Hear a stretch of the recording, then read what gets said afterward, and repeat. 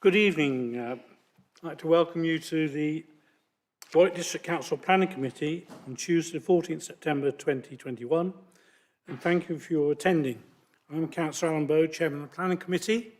I'd like to apologise for the delayed start due to technical issues which seem to hound the Planning Committee for some reason. YouTube is streaming, I think. Yeah, okay. Emergency procedure. There are no planned tests of the emergency alarm. If the alarm does sound, everyone present must leave by the designated exit route. If the preferred route is blocked, use the nearest signed alternative route. Do not use the lift. Everyone must assemble at this designated point, which is the central reservation in Regent Grove, in front of the police station. Once you reach the designated point, please retain social distancing. Members of the public and press should report to a member of the Town Hall staff who will be wearing yellow fluorescent jackets. Councillors and officers should report to the committee officer. Please do not re-enter the building until the fire officer advises that it's safe to do so. Please note that I have already agreed that if needed, the meeting will adjourn at a suitable point around 2 hours. It's likely to be after the second item on the agenda. Please ensure you observe social distancing during this time and wear a face mask if you're not seated in your allocated place. Each application will have a presentation from the planning officer. Registered speakers will then be invited to address the committee. I will then ask members of the committee if they have any technical questions to ask on the application. It will then be debated on and voted upon. So moving to agenda item 1, apologies and substitutes. I have Councillor Margrave is substituting for Councillor Heath. Councillor Wright is substituting for Councillor Morris. And we have apologies from Councillor Kennedy. Declarations of interest. Anyone with a pecuniary interest will need to leave the chamber. We call back in at the end of the item. Please, may I have any declarations of interest? I've got 2 myself, which are on agenda item 6 and agenda item 9, and I will be leaving the room while you debate those, which will be interesting because you need to elect a chair before I go. I will then return. Any other declarations of interest? Councillor Dixon. Thank you, Chair. I also have interest in, as I know the applicant in the case of item 9, and I know a neighbour in connection with item 6. I should also declare in connection with item 5 that I am a member of the Friends of Abbey Fields, but it is the committee of the Friends of Abbey Fields who have objected, not the membership organisation as a whole. Thank you. We are joined this evening by planning officers on my left but one, Rob Young, and at the far end on the left is Dave Pilcher from Warwickshire County Council Highways, and remotely on the screen looking down on us is Helena Obremski, planning officer. Legal advisor on my right is Max Howarth, and committee services officer keeping us in order is Leslie Drury, sitting on my left. There were no organised site visits. Did any councillors make any independent visits? Councillor Dixon. Thank you, Chair. Yes, I made independent site visits to item 5 on the agenda, 210170, and also item 6 on the agenda, 210610. I didn't speak to anybody when I was there. Excellent. Councillor Wright. My mistake, Chairman, it's tomorrow. Hold your horses. Minutes of agenda item 4, minutes of the meeting of the 17th of August. Someone show in favour? Councillor Jacks, and seconded by Councillor Dixon. Any questions? All those in favour, please show. Accepted the minutes. We then move on to agenda item 5, which is W21/0170, Abbey Fields Swimming Pool, Bridge Street, Kenilworth. And I give notice at the start of this that this is the planning committee looking at planning issues. We have no say over the policy. That's been decided by council. So policy discussions will really be a waste of time, so not planning issues. Thank you. So we now move on to the presentation. Thank you. Good evening, councillors. I trust that you can hear me. Please do say if you can't. I will share my screen.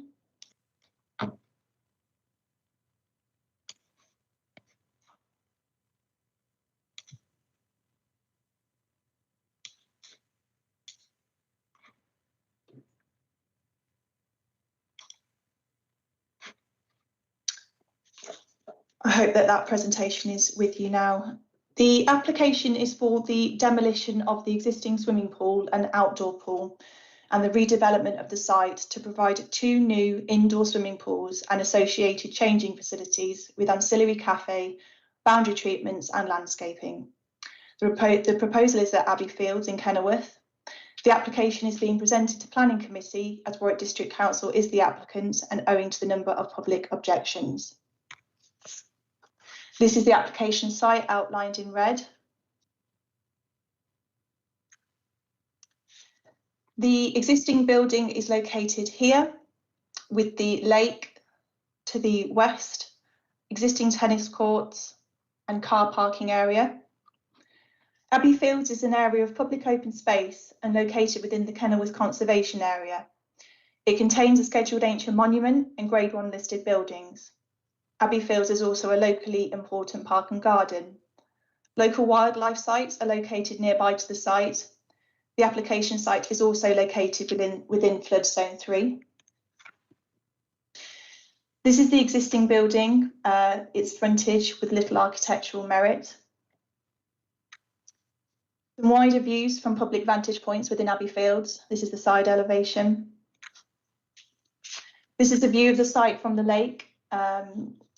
The building is considered to have very little architectural interest, but it is reasonably inconspicuous owing to the overall design and materials. Again, just some wider views of the site from within Abbey Fields, views across the tennis courts and from High Street. The proposal includes a new 25-metre swimming pool with spectator seating, a 15-metre family pool, accessible changing and toilet facilities, reception area and foyer, cafe with seating area and an outdoor terrace. The existing play area, pavilion and tennis courts will be retained. There are no proposed alterations or removal of any trees within the site boundaries, and the tree officer has no objection to the proposal.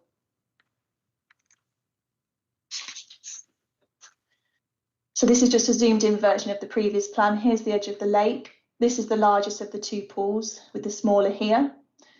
These are the changing room facilities. The terraced area proposed here to overlook the lake. Plant area here for equipment. The cafe area here.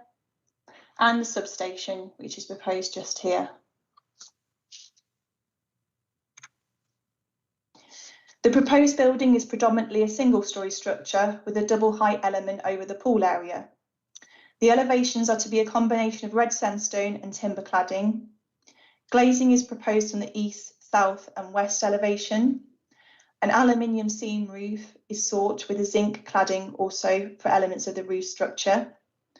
Glazed roof lights are proposed over the family pool area and solar panels are also proposed to the roof.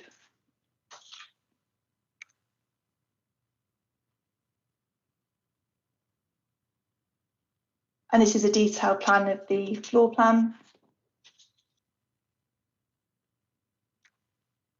These are the plans of the proposed substation, which is to be clad in timber. This is considered to be a softer material than the originally proposed sandstone. It helps it to blend in with the elevation of the main building against which it would be red. The Conservation Officer considers that as amended, the substation would not cause harm to heritage assets. Historic England and the Conservation Officer requested key visualisations in order to assess the development. This one shows the viewpoint from key heritage assets.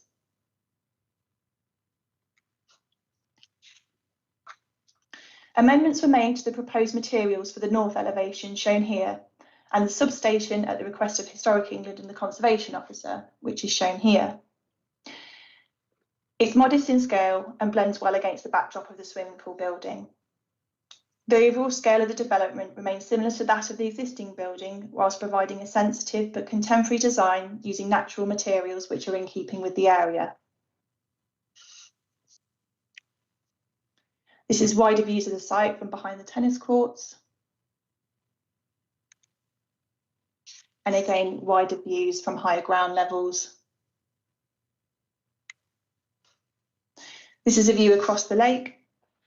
The images were provided specifically in winter when vegetation screening would be at its lowest, and the photos show this site is still very well screened.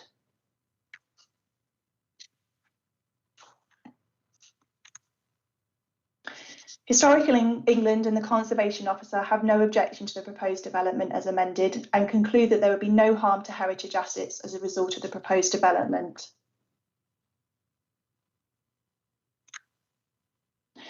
The site is considered to be in a sustainable location, being 150 metres from the town centre boundary. There are a number of bus stops surrounding the site along Abbey Hill, the A452 and High Street. The site is also within easy walking and cycling distance of the town centre. There is an existing national cycle route which adjoins the site to the north east and south of Abbey Fields, which is shown here in green. And I've outlined Abbey Fields in red. There are aspirations in the Kenilworth development brief to link the two and extend cycle routes in close proximity to Abbey Fields, as shown in blue. These aspirations are shared by both Warwick County Council Highways and the applicant, who have confirmed their continued support to facilitate the extension of the cycle network through Abbey Fields. The increased demand in parking as a result of the development is only 7 spaces in accordance with the vehicle parking standards, which is based on the floor area of the development. Parking will be accommodated within the existing car park serving the wider site. Parking surveys have shown that there is only a short period when the Abbey Fields car park operates near to capacity. Warwick County Council Highways agree with the findings of the transport statement, which demonstrates that there is sufficient capacity off-site to accommodate any additional demand over the provision of existing car parking. The transport assessment submitted with the application shows that peak hour traffic flows will only increase slightly. Warwick County Council Highways conclude with these findings and have no objection. A key point to note is that the development has come forward to respond to the Council Sports and Leisure Strategy, which shows that there is a predicted shortfall in swimming pool provision in Kenilworth. The provision of 2 indoor swimming pools responds to the identified needs set out within this document, and the loss of the outdoor pool in this respect is not a material planning consideration because overall there is an enhancement of sporting facilities at the site. There is no planning policy requirement to retain the outdoor swimming pool. Environmental health officers have no objection to the proposal in reference to the impact on neighbouring amenity and recommend that a construction management plan is secured by condition. Noise from plant equipment can also be restricted by condition. The site is considered to be in a sustainable location and adequate parking arrangements are provided. The development would not have an adverse impact on highway safety. The applicant proposes a bespoke, low-carbon, sustainable energy strategy, which is considered to meet local and neighbourhood plan policies. The proposal has an acceptable impact on air quality, trees, ecology, flood risk and drainage. There would be substantial health and wellbeing benefits provided as a result of the development, which should be offered significant weight in the planning balance. The application is therefore recommended for approval. Thank you. Mr. Pilcher, did you want to add anything? Yeah, thank you, Chair. I think Helen has covered most of what I was going to say, but I'll just go through it again for the benefit of members. The transport assessment does suggest that there will be an increase in vehicle movements in relation to this development. But as Helena has said, the peak hour flows will only increase slightly, so it doesn't have any adverse effect on the public highway in terms of safety or capacity. The additional parking requirement from this proposal is only 7 spaces. The parking standards that you've adopted do allow applicants to provide survey data, which has been done in this case, which does show that the existing car park does operate within capacity. It's considered that these additional 7 spaces can safely be accommodated within that car park. If not, in the evening period, the on-street parking becomes available as commercial and retail users of those parking spaces go home. Again, the location of the site is close to the National Cycle Network route number 52, and the IDP does include for a connection through the site, as well as further connections north and south and east to provide better facilities linking Kenilworth Town Centre to this area. And this is all going to be funded by the Section 106 contributions that we are getting from the residential developments in Kenilworth, unless, of course, some of the funding can come forward sooner. Our cycling officer is quite keen to start entering into stakeholder meetings with various people such as Sustrans, Historic England and local people and councillors. So we're hoping to start to get that going sooner rather than later, so that we can start to move forward with this additional cycle provision. I think that's all I need to say. Thank you.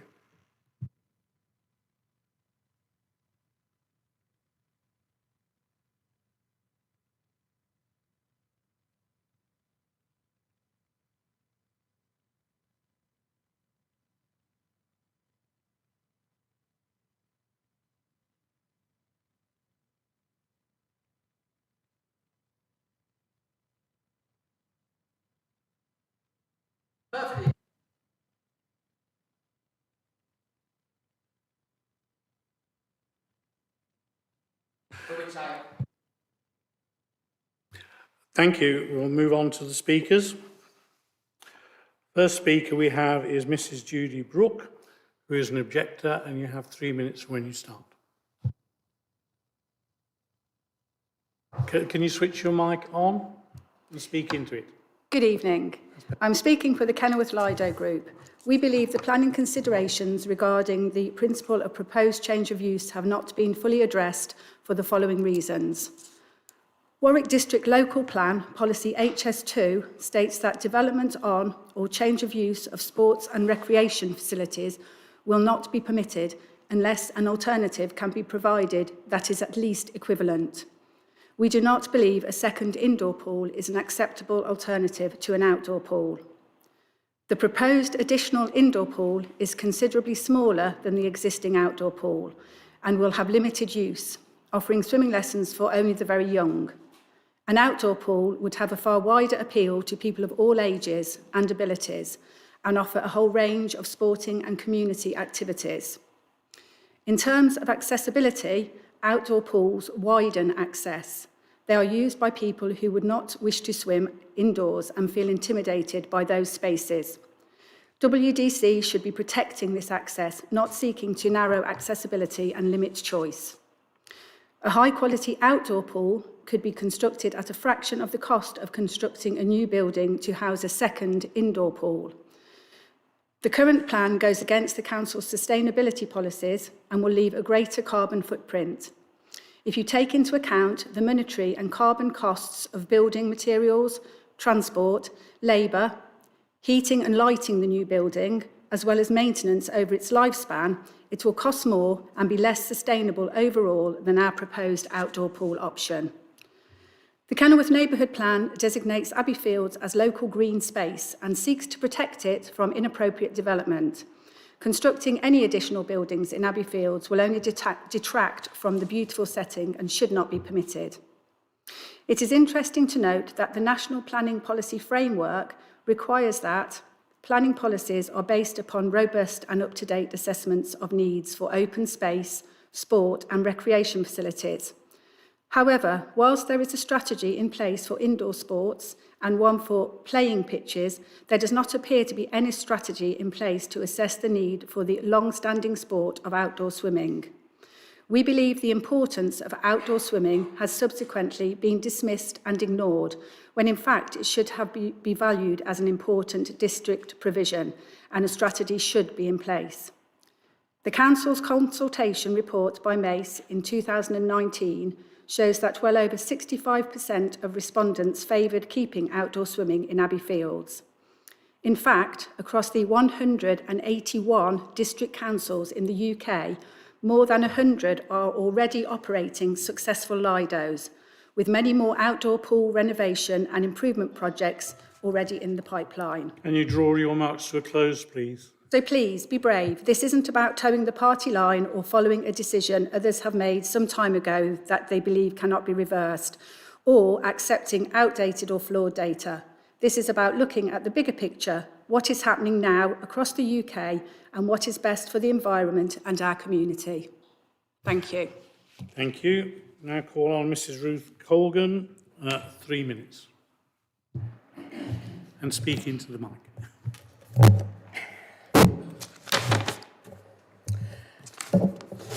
Thank you. My name is Ruth Colgan. I've been a resident of Kenilworth for just over 40 years. Brought up my family in the town, and we've enjoyed using the facility of the outdoor pool. I'm chair of the Lido campaign. I wish to draw councillors' attention to issues around the data used to inform today's planning decision to build an extra indoor swimming pool. I also wish to raise the issue of lack of a safety assessment for the increased use of the main entrance to Abbey Fields, its car park, and the paths from the car park to the pool.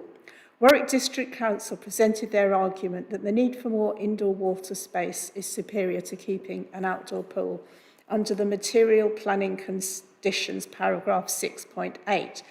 Referring to the Council's Leisure Strategy 2019, they point to a predicted shortfall of indoor water space. This claimed shortfall, identified in the 2014 Sports Facilities Planning Model, was a mere 15 square metres. That's about half a lane of the present indoor pool. However, the Sports Facilities Planning Model was rerun in 2017, and Sport England reported that there was no identified need for further swimming pool provision in Warwick District. This was acknowledged by officers during a 2019 meeting of the Finance and Audit Subgroup. In answer to the planning portal document entitled Response to Third Parties, I want to make it clear that there is no requirement for Warwick District Council and this planning committee to provide additional indoor swimming pool space. Sport England reports that the Warwick University Public Pool as having the highest attractiveness weighting of any site, so it will be important to get accurate data in order to assess its competitive effect on further demand for an extra indoor pool. My other main concern is the lack of public safety assessment for the main entrance to Abbey Fields and the internal paths between the car park and the pool. The increase to 85 lessons an hour during peak after-school hours will exacerbate the bottleneck of cars, bicycles and families with pushchairs competing across each other to get in and out of the park. On winter evenings, to return to the main entrance, swimmers will have to choose between a narrow, unlit path edged by a graveyard or a longer path, dimly lit and out of sight or earshot of any housing. How can this be safe? I wish to ask councillors to ensure that, even if the present proposals are passed, that data for an updated Warwick District Council leisure strategy be undertaken and that a community safety assessment should be carried out in relation to the main entrance and unlit and secluded public paths.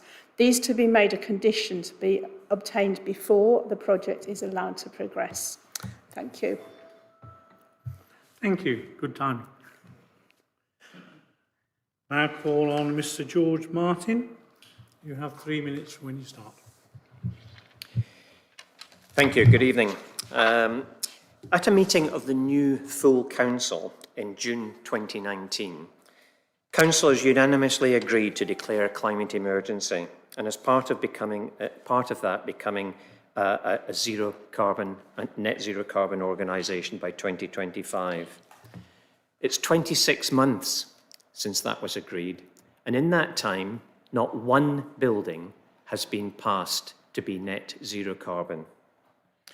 I have a number of points to make, but we'll start with my opinion that the swimming pool should not be built on this site anyway.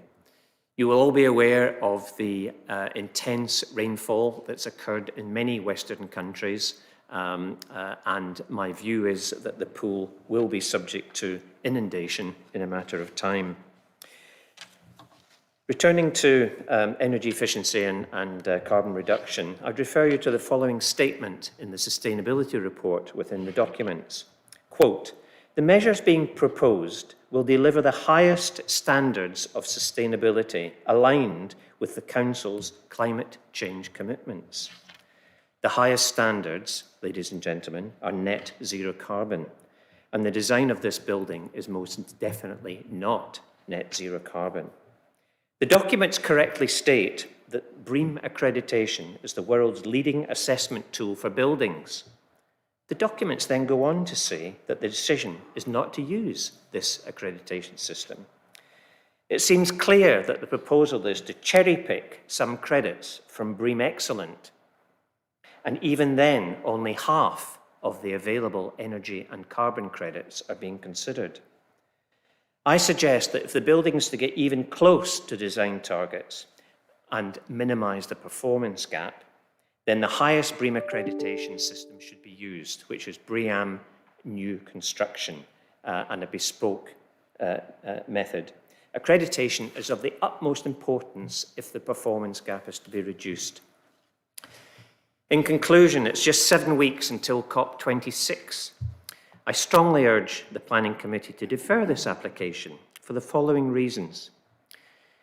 A redesign of the building to net zero carbon. A robust QA accreditation process, such as a bespoke BREEAM New Construction. Use of the government's soft landings process. A whole life cost assessment should be undertaken. An assessment of how the proposed design is being, in terms of the distance it is from being net zero carbon. An assessment of the retrofit costs required by 2030. And lastly, why is the lake not getting used for ground source heating? Thank you. Thank you. Again, excellent timing. Now call on Mrs. Diane Bowers. 3 minutes when you start. Thank you. Thank you, Chair, for the opportunity to speak today. My name is Diane Bowers and I am the planning agent acting on behalf of the applicant. The full facts of the proposals and the planning assessment, which has been made by the local planning authority, is set out in full in the officer's report. Pre-application engagement undertaken by the applicant has informed all aspects of the proposals, including the location and mix of facilities and building design. It's the applicant's view that the scheme now before committee represents a fully considered viable option, which is expected to deliver significant planning benefits. The proposed development will provide modern swimming facilities for the people of Kenilworth. It will provide 2 pools within the same building, a 25-metre 5-lane pool with spectator seating and a 15-metre family pool. The provision of these facilities will be of benefit to different user groups. It will enable swimming lessons to take place independently of other activities, including water-based exercise classes and general swimming, something which the current facility can't accommodate. This will enable a more extensive programme of swimming lessons to be delivered whilst offering a greater range of other pool-based activities. Specific design features are proposed to enable access for all, including a pool hoist and pool pod to provide dignified access to both pools, a movable pool floor, dedicated accessible changing facilities, and full-height lockers for storage of mobility aids. The provision of these facilities has the potential to make a significant difference to many Kenilworth residents. An internal cafe and external terraces are also proposed with access from the pool side to one of the terraces. The facilities will be open all year round and accessible by all visitors to the park.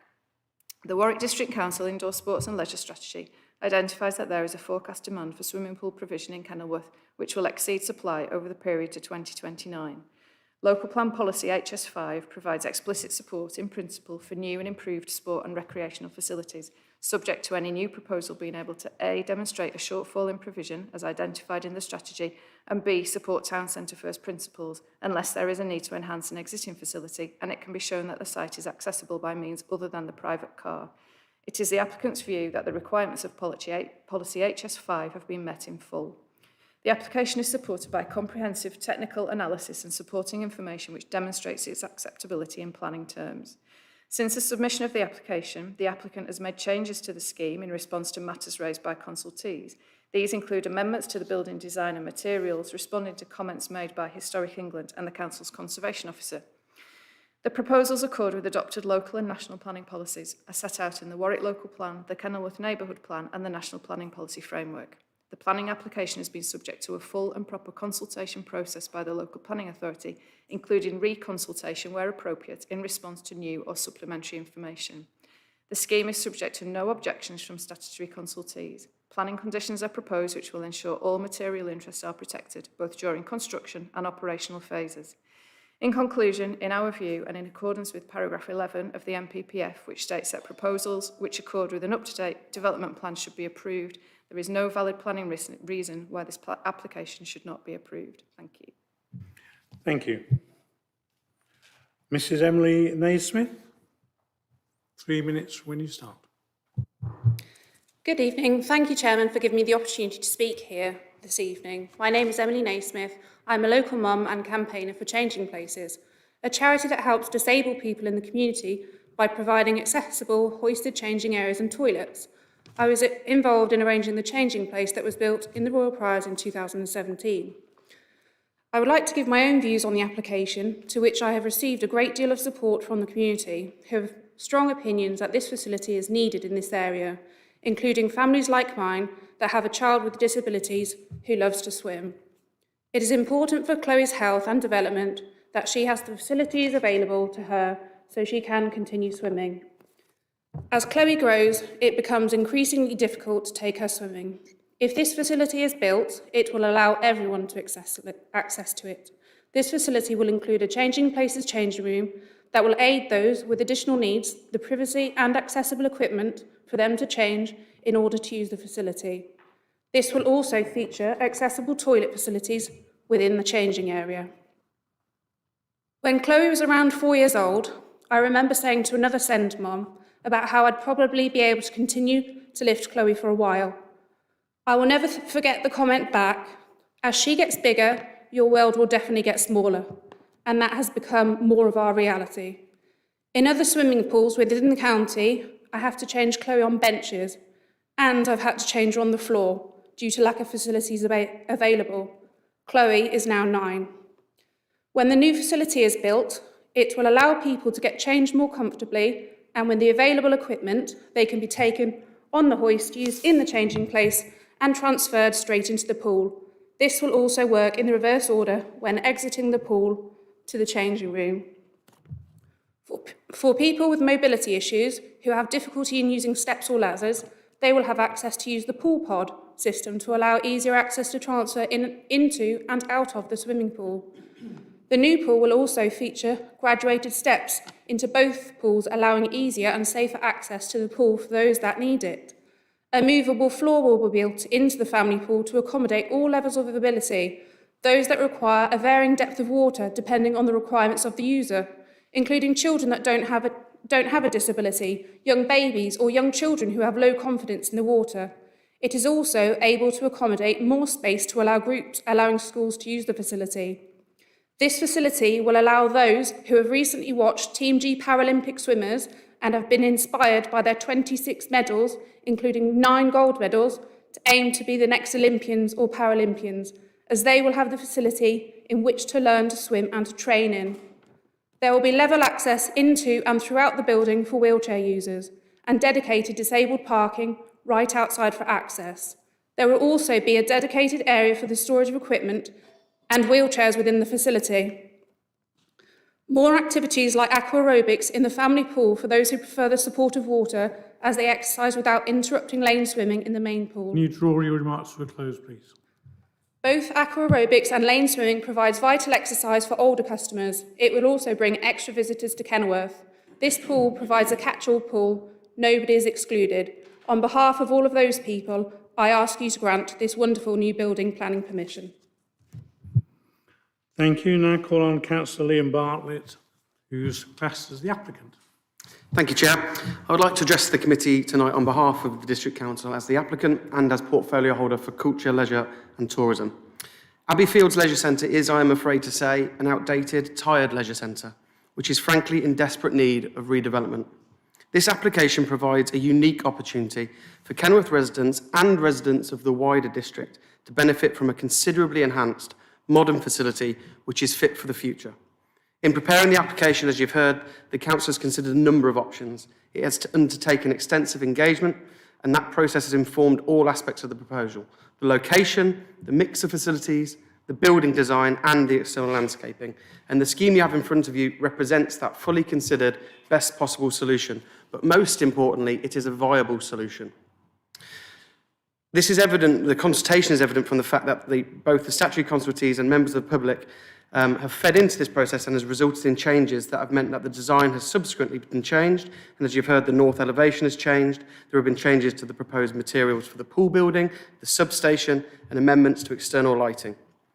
The application before you now has no objections from any statutory consultees, and a series of conditions have been outlined to mitigate any matters that were raised.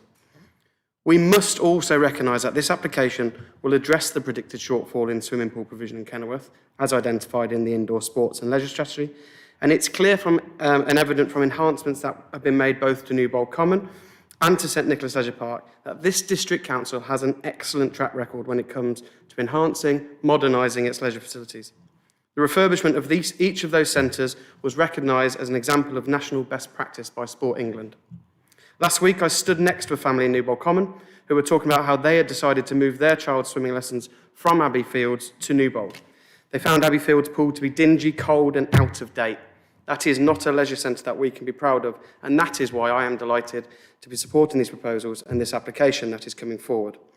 Not only does the proposal accord with the adopted local plan as been set out, the Kenilworth Neighbourhood Plan and the NPPF, it's accessible by means other than by car, but most importantly, as you've heard, this pool provides full disabled access, which will simply change the lives of some of our residents. Beyond just an enhanced leisure provision, this application brings forward a fantastic external sun terrace, which can be directly accessed from the pool and the cafe. It provides level access to the building and the surrounding areas, and it enhances the overall look of the area. In short, it creates a leisure centre that is befitting of the stunning surroundings of Abbey Fields. It is a once-in-a-generation opportunity to provide parity to Kenilworth in terms of its leisure provision. Up and down the country, leisure centres are facing closure. Yet we are redeveloping and revitalising our leisure offering to meet the future requirement for swimming pool provision for all that need it, no matter their age, their ability or their disability. Thank you, Chair. Thank you. Spot on the time.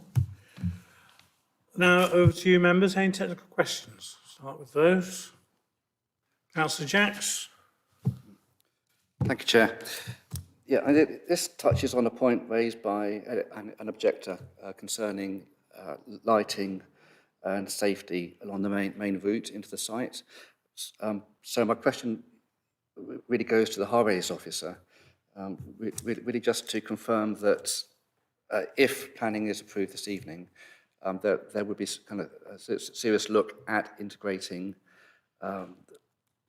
a cycle access along that main route linked with the current cycle network, and would that also include possible lighting along that stretch of road from the road into the site?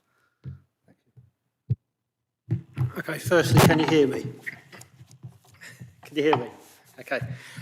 Yes, as I think Helena has suggested, she put a plan up which shows the routes that we aspire to construct under the infrastructure delivery plan, which does include a route through Abbey Fields following, I think, the existing service road, which links the two sides of the national cycle network.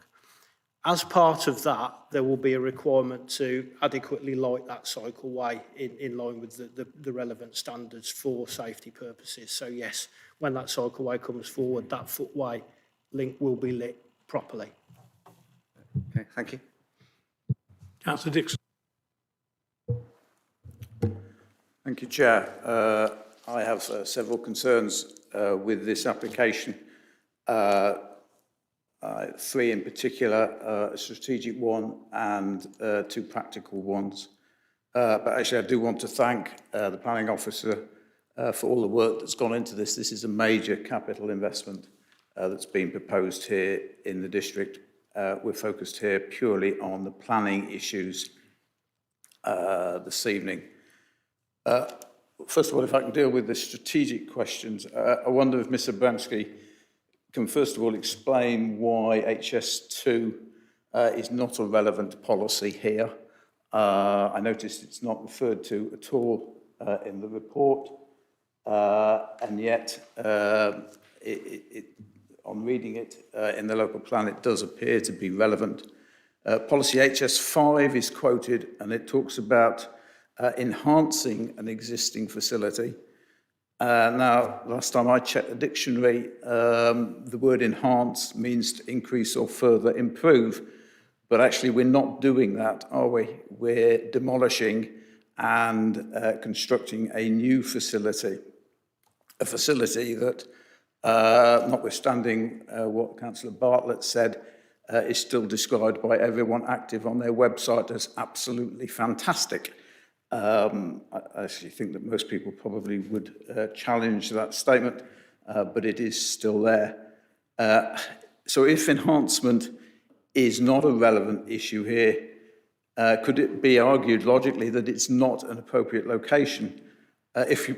Bensky, we were starting with a blank sheet of paper, would you still be happy to recommend building swimming facilities in Abbey Fields on that location?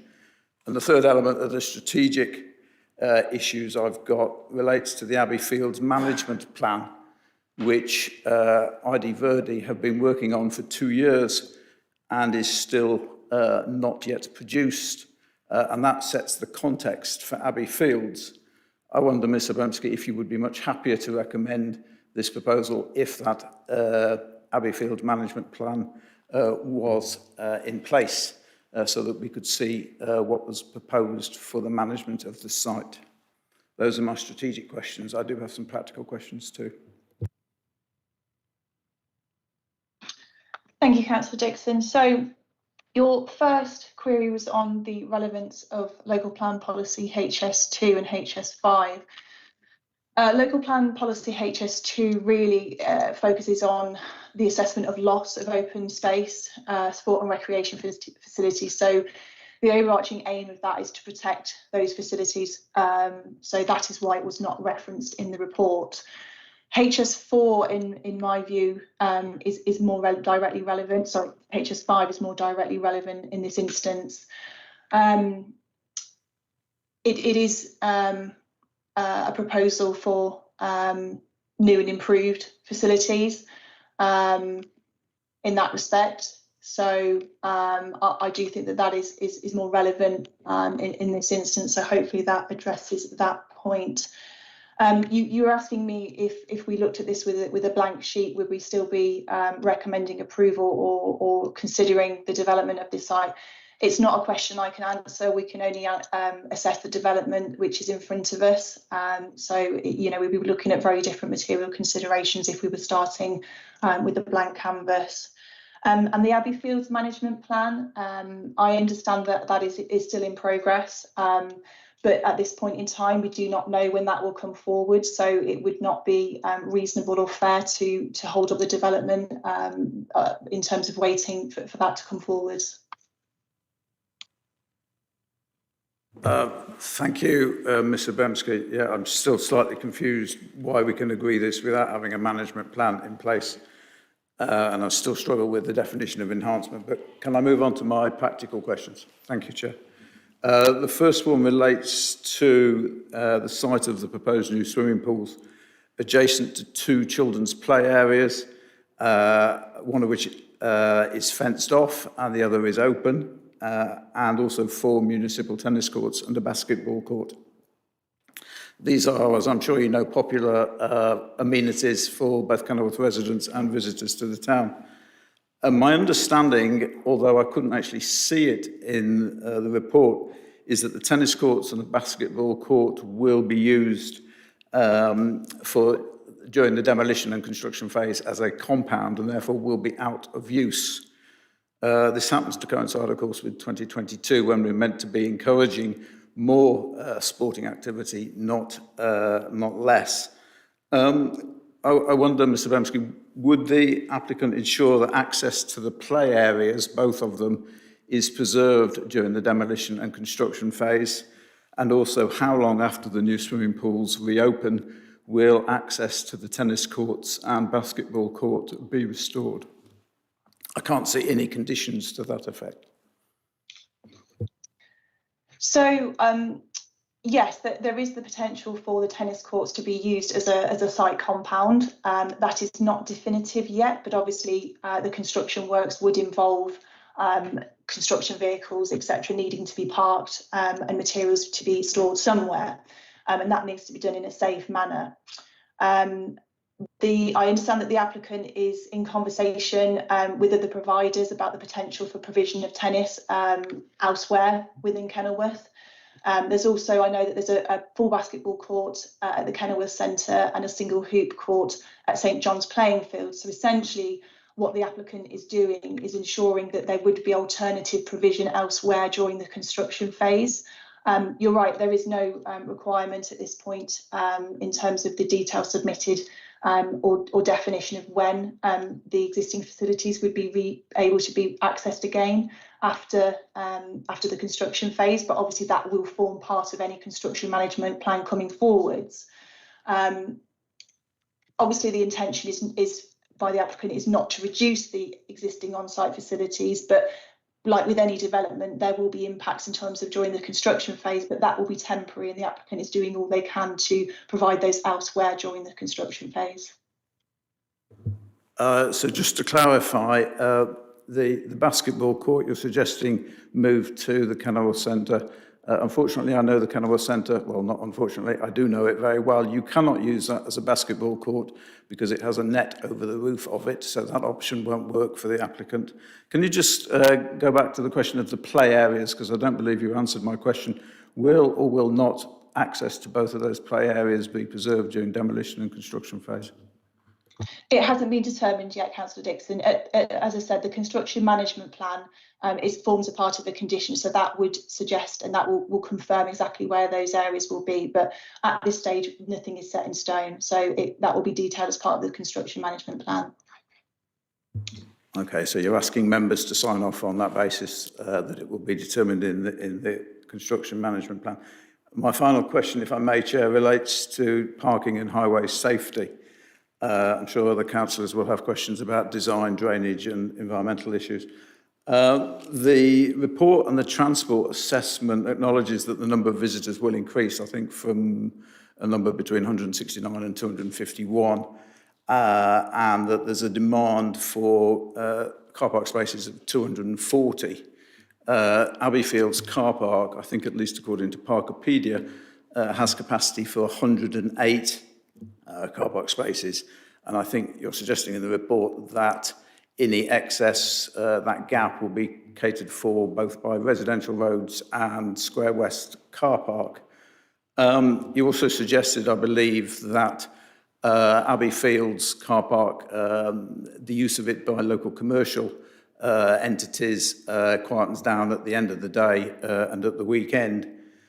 So my first question is, given that within 100 metres of Abbey Field's car park, there are at least 4 hospitality venues, all of which are very busy on the high street, where do staff and customers of those venues park? Do they not use Abbey Field's car park in the evenings and the weekend? Well, Councillor, yes, you are correct. There is a shortfall in the parking provision, but the parking standards that you've approved do allow applicants to carry out parking demand surveys, which has been done in this instance. Now, unfortunately, those surveys don't identify where those parked vehicles come from. All it will do is say at a certain period of time, there are X number of parking spaces available. As it has been identified that currently the car park operates within capacity and the new facility only increases the demand by 7 additional vehicles at the peak, it's been assessed that car park will still operate within the current capacity constraints that it's got at the moment. Now, in terms of on-street parking, the majority of the vehicles that have been witnessed parking on street leave early evening when the shops and businesses close, and as you say, the other venues nearby. It may be that other vehicles come and park in that area to use the hospitality venues that you mentioned, but it is still identified that there is a spare capacity on the street that could take up the shortfall of these 7 vehicles within the times when it's been identified that that car park is reaching capacity.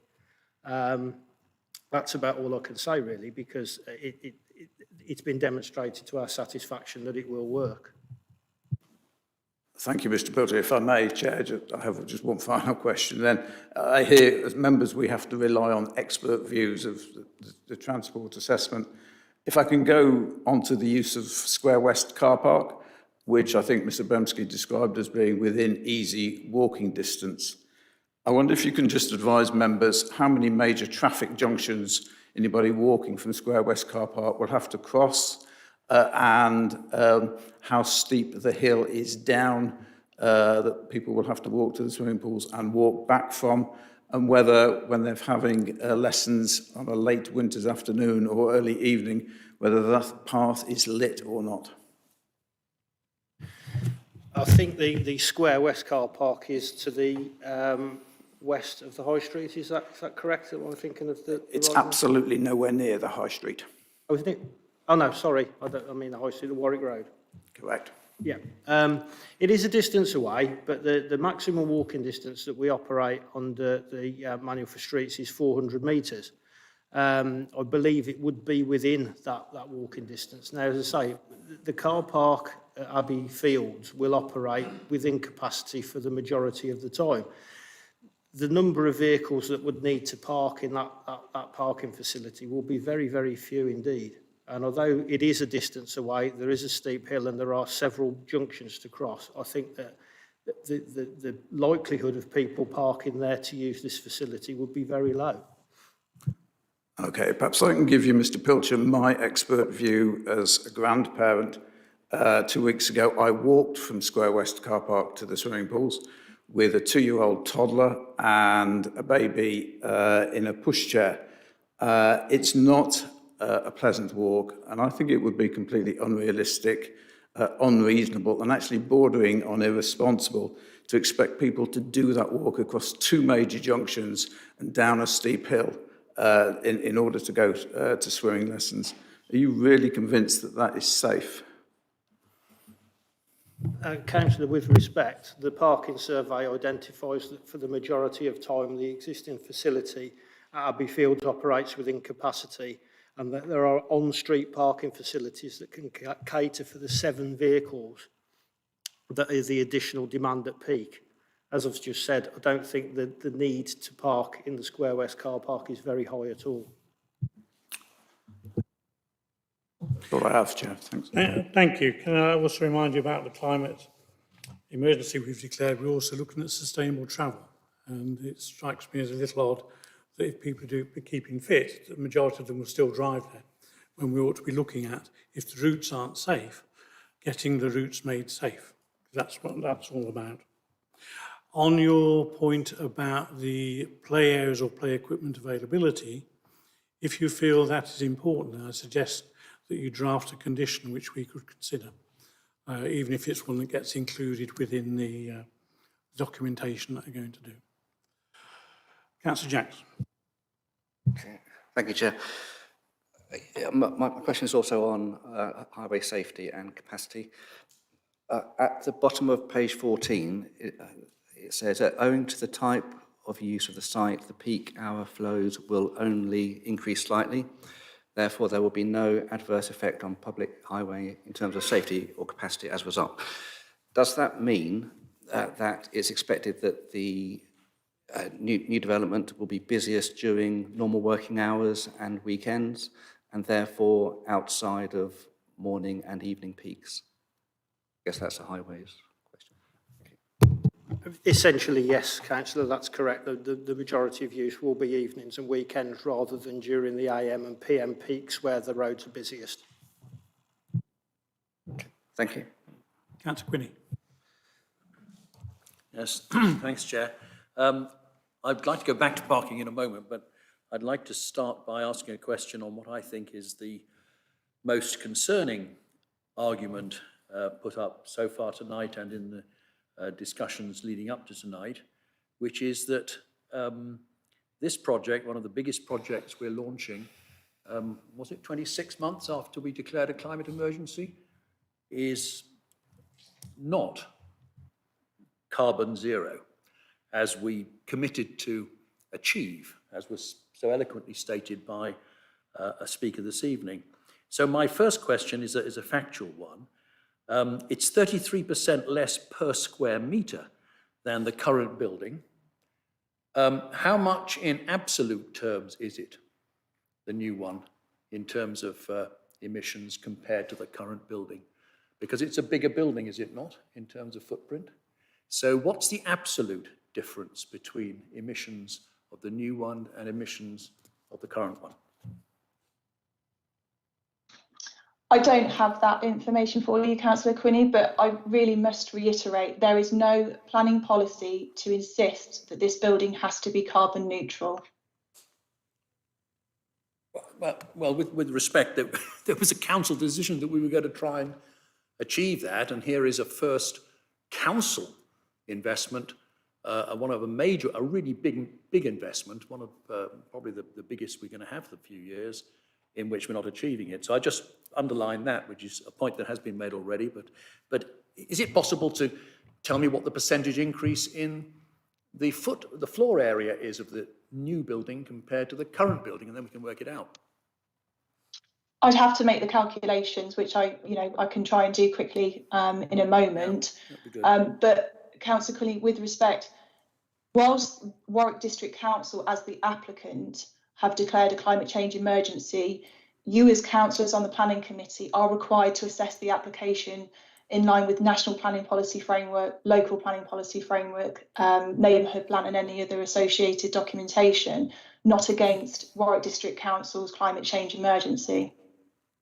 Well, thanks for the advice, but I still think that the national and local climate change emergency declarations certainly carry weight with many people and perhaps should carry weight with this committee.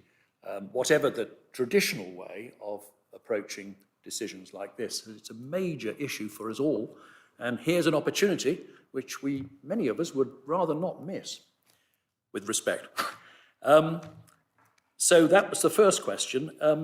The second question is, and again it's related to the first, is how far off net zero is this new building? So what percentage away from what output of carbon calculated, how much will we need to get it down by percentage or by volume of carbon emissions in order to achieve net zero in this building? Do we know that? I don't know that, but what I have to reiterate is there is no local plan policy requirement for the building to be net zero. Can I make it clear, if we're asking technical questions, councillors have had plenty of time to put those questions in and to get the answers to them. This is a planning committee which deals with the planning regulations as exist, which we're bound by law. If you wanted that other information, with respect, you should have asked for it earlier, and then that could have been provided, which would have been useful information for all of us. Thank you for that. I shall try and do better in the future, but I still think it's a very important issue, Chair. Whether I should have asked the question 2 days ago, or I've only got round to asking it this evening, or whether the report perhaps should have covered it, given the importance of climate emergency, they're all debatable issues, but I don't resile from the questions being asked. So that's the first set of questions. And the second question is the other one about the data. I think I'm right in reading the report as saying that the demand for swimming in the area will exceed capacity in the period leading up to 2029. Is that what it says? I think I read that. Yes. Can you confirm when roughly that shortfall will occur? Will it occur in the next couple of years, 3 years, or will it be? Will that limit be reached in the year or two before 29? I'm told it's by 2029, so I would say up until that point. I don't have an exact date though for you, but I would have to say up to 2029 based on the information that I'm provided with. And the sort of follow-up to that is the speaker tonight right that the model on which this report is based in terms of demand for swimming in the area, based on the 2017 data, or is it based on other data? What data are is the projections for demand and therefore capacity using? So the information, the needs assessment is based on the council's building indoor sports and leisure strategy. The 2017 data is what it is based on, and that still shows a need for swimming pool provision and an under provision by 2029, but it is 2017. Right. And has any attempt been made to sort of see if there's any adjustment needed to that, or is that not possible in the current circumstances? That I don't know, but that is something for the council's Okay. leisure department, really. Okay. Have you any planning questions? I believe they are planning questions, Chair, although there may be a disagreement on that. Thank you. I do have another planning question. It relates to parking.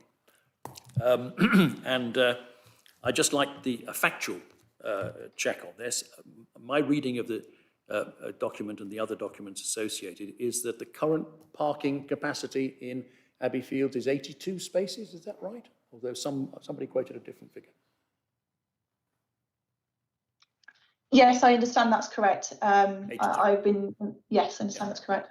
And that the parking standard that we have as a policy since 2018 would put the requirement for a building of the proposed size at something like 230, 240. Is that correct? That's correct, yes. So we are basically saying that had we built that, as one of the contributors this evening has suggested, had this proposal been coming forward to build this somewhere else, not on the current site, we'd be expecting of that order of parking facility, right?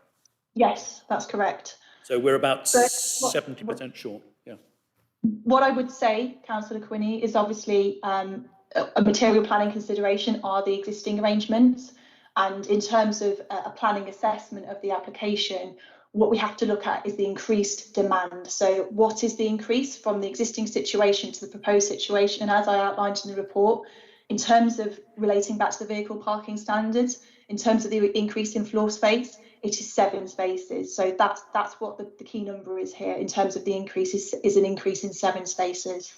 I don't understand. And our standard is that far wrong, is it? 70% short of what? No. So it's the increase in floor space. So you look at you subtract the existing from the proposed floor space, and that gives you the difference of the increase. And that increased demand gives you how many parking spaces. So it's that increase in the area of the floor space, and you say, right, in terms of X amount of meters, in terms of increase, then you look at the parking demand for that, because the existing situation is a material consideration.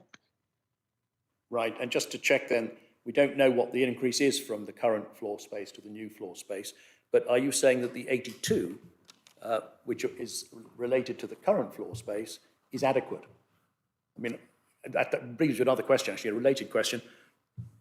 Where is this report that, do we have that available to us? The report on the, which was mentioned by Ms. Pilcher about the peak demand, when the capacities exists happily in the Abbey Fields. Is that report available? Did I miss it on the portal? Yes, that forms part of the transport statement, the transport assessment. So that is viewable online if you want to have a look at that. Yeah, okay, thanks. But yes, essentially, I would say that the existing parking provision is sufficient broadly. The information provided by the applicant undertook parking survey, so that really is the most accurate data that you can obtain. So going and having a look at the site, when does it get to capacity? And that only occurs for a very short time interval on limited occasions. So it is reasonable, I think, to assert in this instance that the existing car parking is fair and is good. But obviously the key consideration as part of this planning application is what impact the additional floor space has. I'm sorry to, if I may, Chair, just one final follow-up on this. So I'm still puzzled because I thought we said we're basing the whole thing on a 2017 assessment of demand, not on the impact of any increasing capacity on demand. But we're saying both, are we? So the demand is what was projected in 2017, or the demand is what will be stimulated by a much bigger complex? Or is it both? So the proposal, the proposed swimming pool facilities are based on a needs assessment. That is from the council's leisure strategy. So that's dictated the amount of floor space and the amount of swimming pool area which has been provided. So the 2017 data has said we need X amount of pool area, and that needs to be provided for the residents of Kenilworth. I think parking is slightly different to that, in that we look at the floor space, and obviously there's a calculation in the vehicle parking standards that says that leisure facilities have to have X amount of parking spaces per X amount of square metres. So there's two slightly different issues, but in terms of the floor space which is provided, that is based on the needs assessment, and then the vehicle parking, the parking is provided based on the floor area, if that answers your question. Thank you. Councillor Tracy. Another parking one, I'm afraid. I appreciate that Abbey Fields as a car park and the leisure centre are sort of separate but the same, if that makes any sense. And if we take the absolute numbers away from this question, because I think a lot of numbers have been bounded about and I'm not sure anyone knows this at the moment which one is the right one. Our current parking standards would require us, if we were to assume that this was a new development and not an amendment of the existing development, to have between 5 and 10%, 5 initially and 10% and capacity for a full 10% spaces available with EV charging points. I note the comment from Kenilworth Town, or the Lido group, who've cited that there is no plan to introduce those EV charging, and I just wondered if, for the purposes of members and those that asked the question, whether you could just give us some background as to why that is. Yeah, of course. So a couple of points on that. Yes, the vehicle parking standards document has set standards, but as Mr. Pilcher alluded to and stated earlier, the vehicle parking standards does allow for survey work, in order to be able to give more accurate information on the required parking demands for a site. You may recall we looked at the proposed Audi development under last committee, and that was one example of a new building where we were looking at car parking demands based on survey information. So whilst we do have those standards, I think that the vehicle parking standards information gives the opportunities for developers to look at parking in a different way and a robust way in terms of survey data. So, when you're looking at it in terms of what's proposed and saying if it was a new building, we may not have actually said it's the 200 odd spaces which is set out within the vehicle parking standards. We may have said, well, actually the demands are lower, and that's at the moment is what the car parking survey data shows us. Your point on the EV charging point, so that's slightly separate to parking provision, in the sense of, obviously that focuses on air quality and the impacts on air quality as a result of the development. Now, we have to assess all planning applications on the relevant legislation and material planning guidance. So we've got an air quality SPD. That says for type 1 mitigation, which would be your electric vehicle charging points, that where no new car parking provision is required, that the provision of EV points is not required. So the reason that they are not provided in this instance is there's no planning requirement in line with our air quality SPD. Councillor Jacks. Thank you, Chair. Yeah, on the basis that the construction management plan is yet to be finalised, and there's a possibility, as has been mentioned by Councillor Dixon, that the play areas could remain open during construction. Could we have a condition possibly that would limit the movement of construction traffic along the main access to avoid weekends and bank holidays. Also thinking here of services and activities around the nearby church at weekends. Is that something which could be entertained? That certainly could be an addition that we put in there, 'cause it would actually make sense when you've got peak use of the park, that you're trying to keep construction traffic out. Yes, I'd certainly think that could be something which we could accommodate, whether it be through a condition itself or a note to the applicant to advise them that that would be our expectations when discharging the condition. Councillor Dixon. Thank you, Chair. Well, since Councillor Jakes has raised the question of what we might do on conditions if members are minded to grant this, actually on condition 6, which is the one that relates to the construction and environment management plan, I would like to add the requirement that the applicant ensures that access to the play facilities during both the demolition and construction phase is maintained at all times as part of that plan, and also within that condition that the tennis courts and the basketball court are returned to public use within 3 months of the new swimming pools being opened. That would seem to be a reasonable thing to ask in that condition. Councillor Dixon, could I just make a recommendation on that, please? By all means.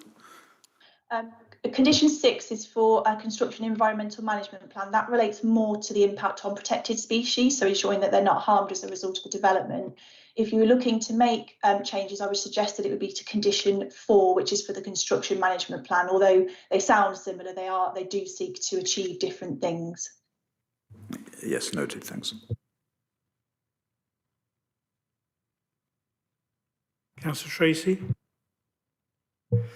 I'm happy to go out of turn, Chair, on the basis that, subject to the conditions previously mentioned, I was going to recommend that we propose that we accept the officer's recommendation and pass it. But I know in the meantime we've had a couple of other people raise their hands. Just to get this clear, you're proposing, I will take the other speakers, you are proposing the acceptance of the report, complete with the conditions as set out in additional observations, which are additional changes, plus this amendment that's coming forward now as a condition. Correct, the amendment from, or the condition from Councillor Jakes and Councillor Dixon. Well, as long as we understand, that's fine. Councillor.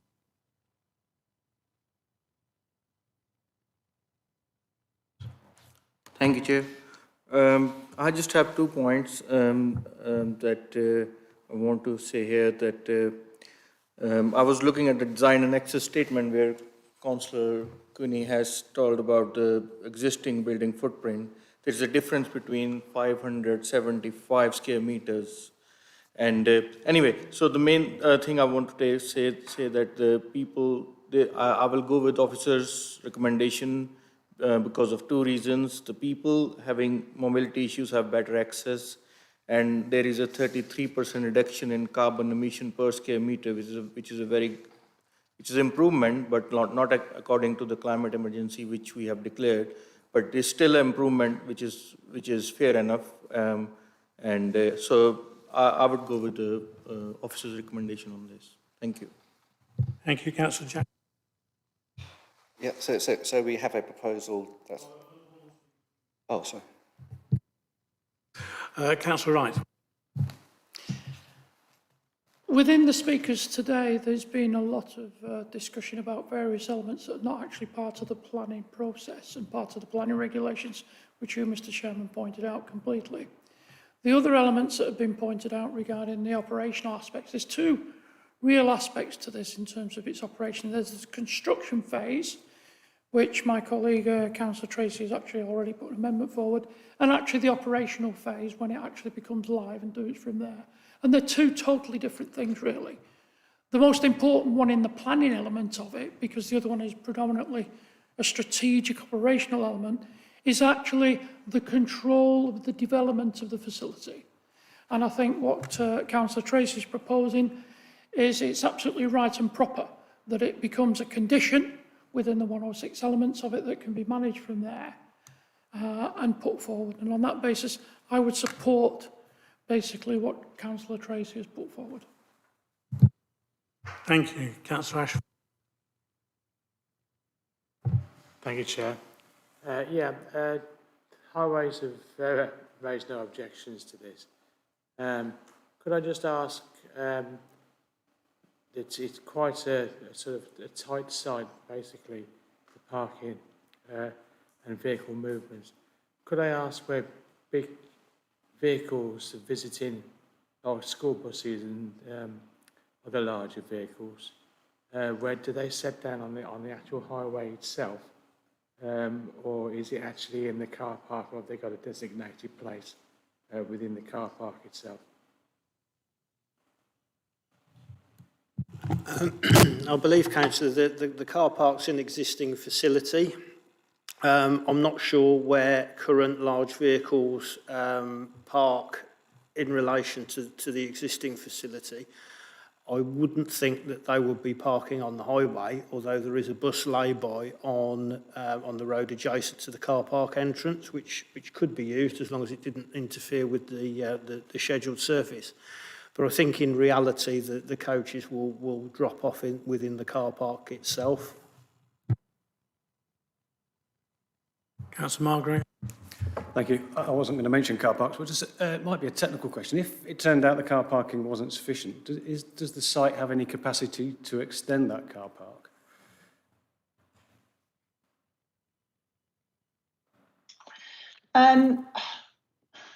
That would depend on a lot of factors. I would say, based on the information available at the time, that the answer is no, because it obviously is quite a sensitive site.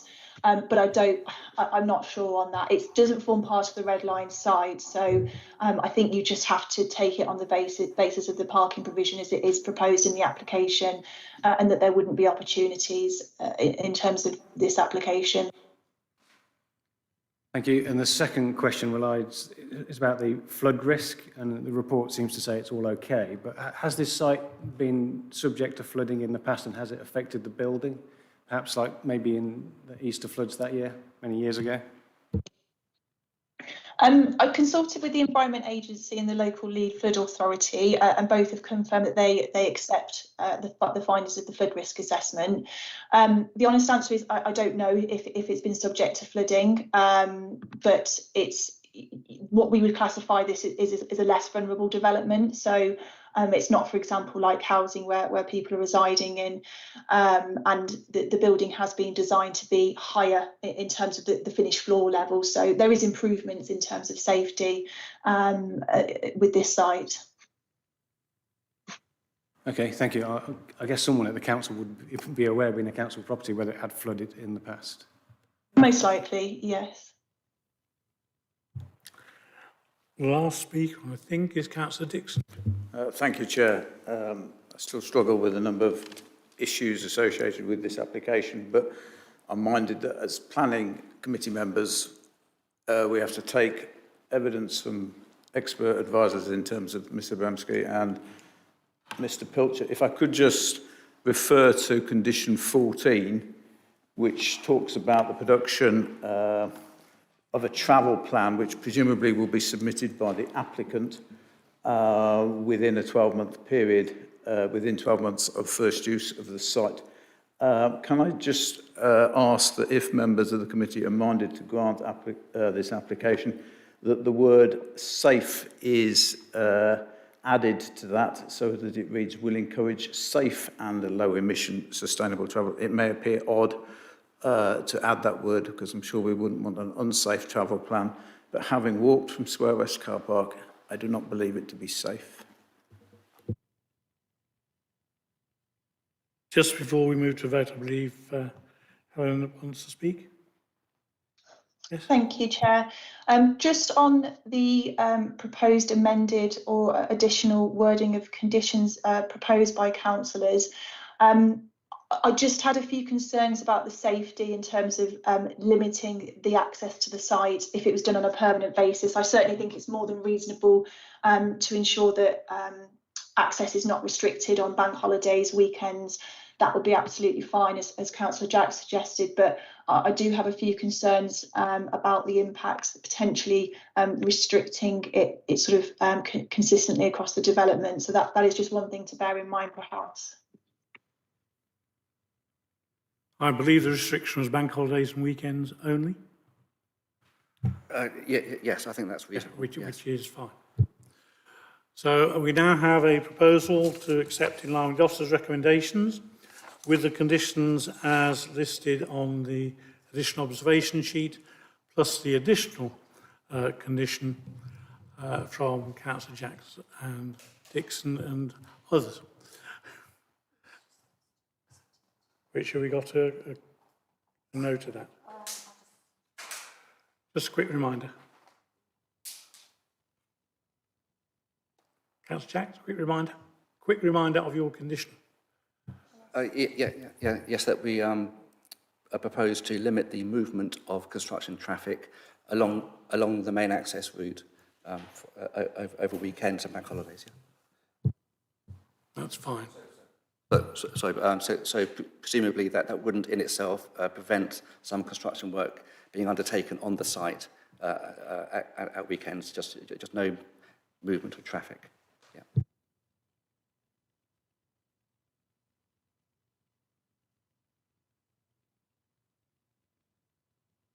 Councillor Dixon, an amendment to condition 4. I did indeed. Well, I had 2, but it seems that Councillor Jakes is about access to the play areas is not going to be preserved. Mine related to the restoration of the tennis courts and basketball court within 3 months of completion of the development, that they are returned to public use within 3 months. Which I would have thought that was a reasonable condition, that actually clear up and go. Okay, all those in favour of the recommendation, please show.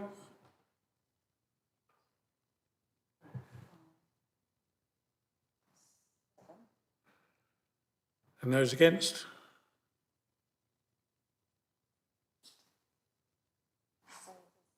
Any abstentions? Yeah. Yeah. So that's clearly carried. Thank you, councillors.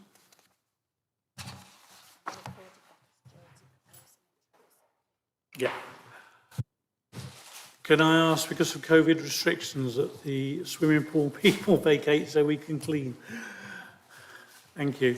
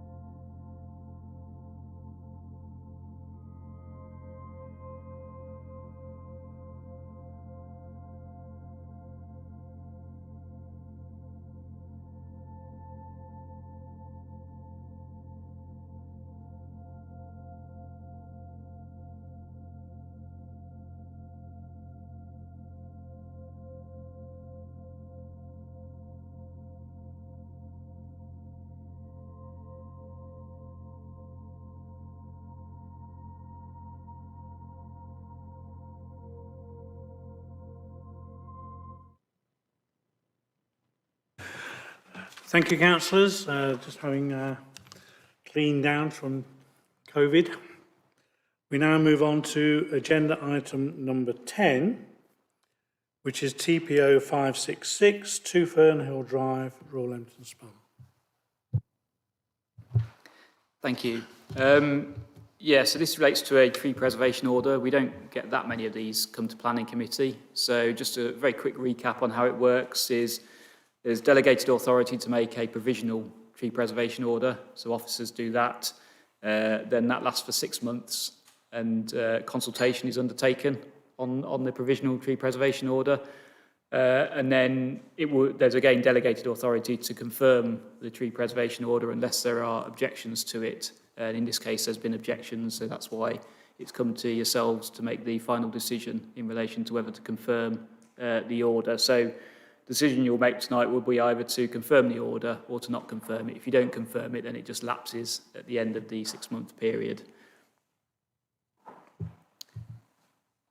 So this application relates to, this tree preservation order relates to a property in Fernhill Drive in Leamington. So that's shown there on the site location plan with the small round black circles denoting where the trees are that are the subject of the order. This is a view down Fernhill Drive looking at the trees at the end there. Now there are actually 3 trees there. The tree preservation order only relates to 2 of them because the 3rd tree is actually within the public highway. So the council doesn't normally TPO trees that are in the public highway because they're under the management of the county council. So it's not usually deemed necessary.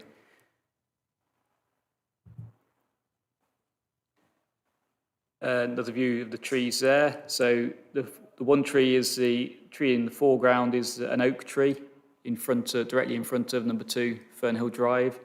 And then behind that is a copper beech tree. That's the 2nd tree that's the subject of the order. A view looking back in the opposite direction now at the oak tree with number 2 Fernhill Drive on the right. So it was deemed appropriate to make the provisional order on the grounds that the trees make a significant contribution to the amenity of the locality. The comments that have been received have been taken into account. There were comments in support of retaining the order as well as objections to the making of the order, but none of the issues raised are considered to justify not making or outweigh the benefits of making the tree preservation order. And so the recommendation is that you confirm the tree preservation order tonight. Thank you. We have one public speaker, Mr. Harman Randhawa. Hello, yeah, thank you. I think you're going to help me with a few visual aids as well, I think. So if I just sort of nod and okay. So thanks for letting me talk today. I'm talking on behalf of my gran who actually lives at the property. Her and my late grandfather have been in dispute with the council for about sort of 10, 12 years about the ownership of this tree, just because it causes so many problems. So I'm just going to sort of talk through some of the problems there. And it's nothing lightly, sort of neither my gran or any of the family. You know, nobody wants to get rid of a tree, but it's causing a lot of problems. So I just wanted to kind of just raise a couple of those. So the first one, if you could just go through these. In the last sort of 15 years, the structural damage to the property, especially at the faces of the tree, has just been getting worse and worse, sort of year on year. We've had a couple of builders come look at it, and they're saying it's the roots of the tree that are causing this damage. So if you just sort of flick down on a couple of those, I mean, all of these are different walls in different rooms. Sorry if you keep flicking down, yeah. And these cracks are sort of appearing and getting worse year on year. So that's sort of one of the points. Second one is that these trees here, there's no record of these on the deeds nor any council plans. So whenever the estate was put together, there's a feeling that they shouldn't have been there in the first place. Yet they've been there for a while, but you know, to have a tree that big right next to a house, it's affecting my gran's ability to get home insurance. There's a constant fear as well, which we'll come on to the next slide, please. Is that over the last sort of 2 or 3 years, you've got quite a few big logs and branches that have fallen off. So there you can see where one's cracked off. If you go on to the next slide, There's the resolution not great on that left one, but that looks like it's rotting away. There's a separate one there on the right where it's like a whole overhang that looks like it's about to come down. And at the moment, nobody's been harmed or hurt by this. But if you go on to the next slide, please, that where it comes down, it's over the path, it's over my grand's property, it's over the road. And the neighbours are saying as well that they're in agreement that it's dangerous and something needs to be done about it. So there's a kind of constant fear that my grand's living in of something falling from above, because it's happened sort of 2 or 3 times over the last maybe 2 or 3 years. If you go on to the next slide as well, please. Where the main tree in front of the house, it's half on the pavement, half on the property. So one is, that's the kind of question of, should it be with Warwick County Council Highways or the property? It feels like it should at least be a shared ownership, given that the tree is half on the property and half not. But that's, you can't get a wheelchair past there. Kids on their bikes and scooters are always, and if you look on the right, there's a real kind of damage to the pavement that always kind of happens because of the routes up to it. So there is that kind of point about actually just wheelchair access and kids having to cross the road. It's on a quite a busy bend, which just sort of, you know, it's another point, just something to be concerned about. And again, just about who has the responsibility to deal with that. The next point, just about, I think it was amenity to the local area, just about how it looks. So just looking at the north side of Fernhill Drive, which was the main point, saying it will affect how that looks. Can you draw your remarks to a close, please? Yeah, sure. So basically very minimal. You can see that the trees from there and on the kind of next slide as well. Last point is, I think that the neighbours on the street that have got view to the tree, they do want the tree coming down. So that they've been very vocal in their support about that. So just to kind of wrap it up, as I say, nobody wants to get rid of a tree for no reason. I think in the report it mentioned that we haven't provided a structural or, excuse my pronunciation, agriculturalist report. We didn't know anything about that till about 4 days ago, and that's what I was just sort of asking, even if we could have a little bit of an extension to get that report, because we didn't know about it, then, you know, at least it kind of proves something. You know, my grand's living in constant fear. She's seeing a house pretty much cracking in front of her, and it feels like there's nothing that she can do about it. So that's the kind of, that's the main point. Thank you, I've let you overrun, so that's it. Is that it? Okay, sorry about that. Yeah, thanks. Thank you, just switch your mic off. Thank you. Councillors. Councillor Margrave. The county aren't claiming or saying it's definitely not theirs. I mean, how do they make that decision? Do we know? Or do they just say, no, nothing to do with us?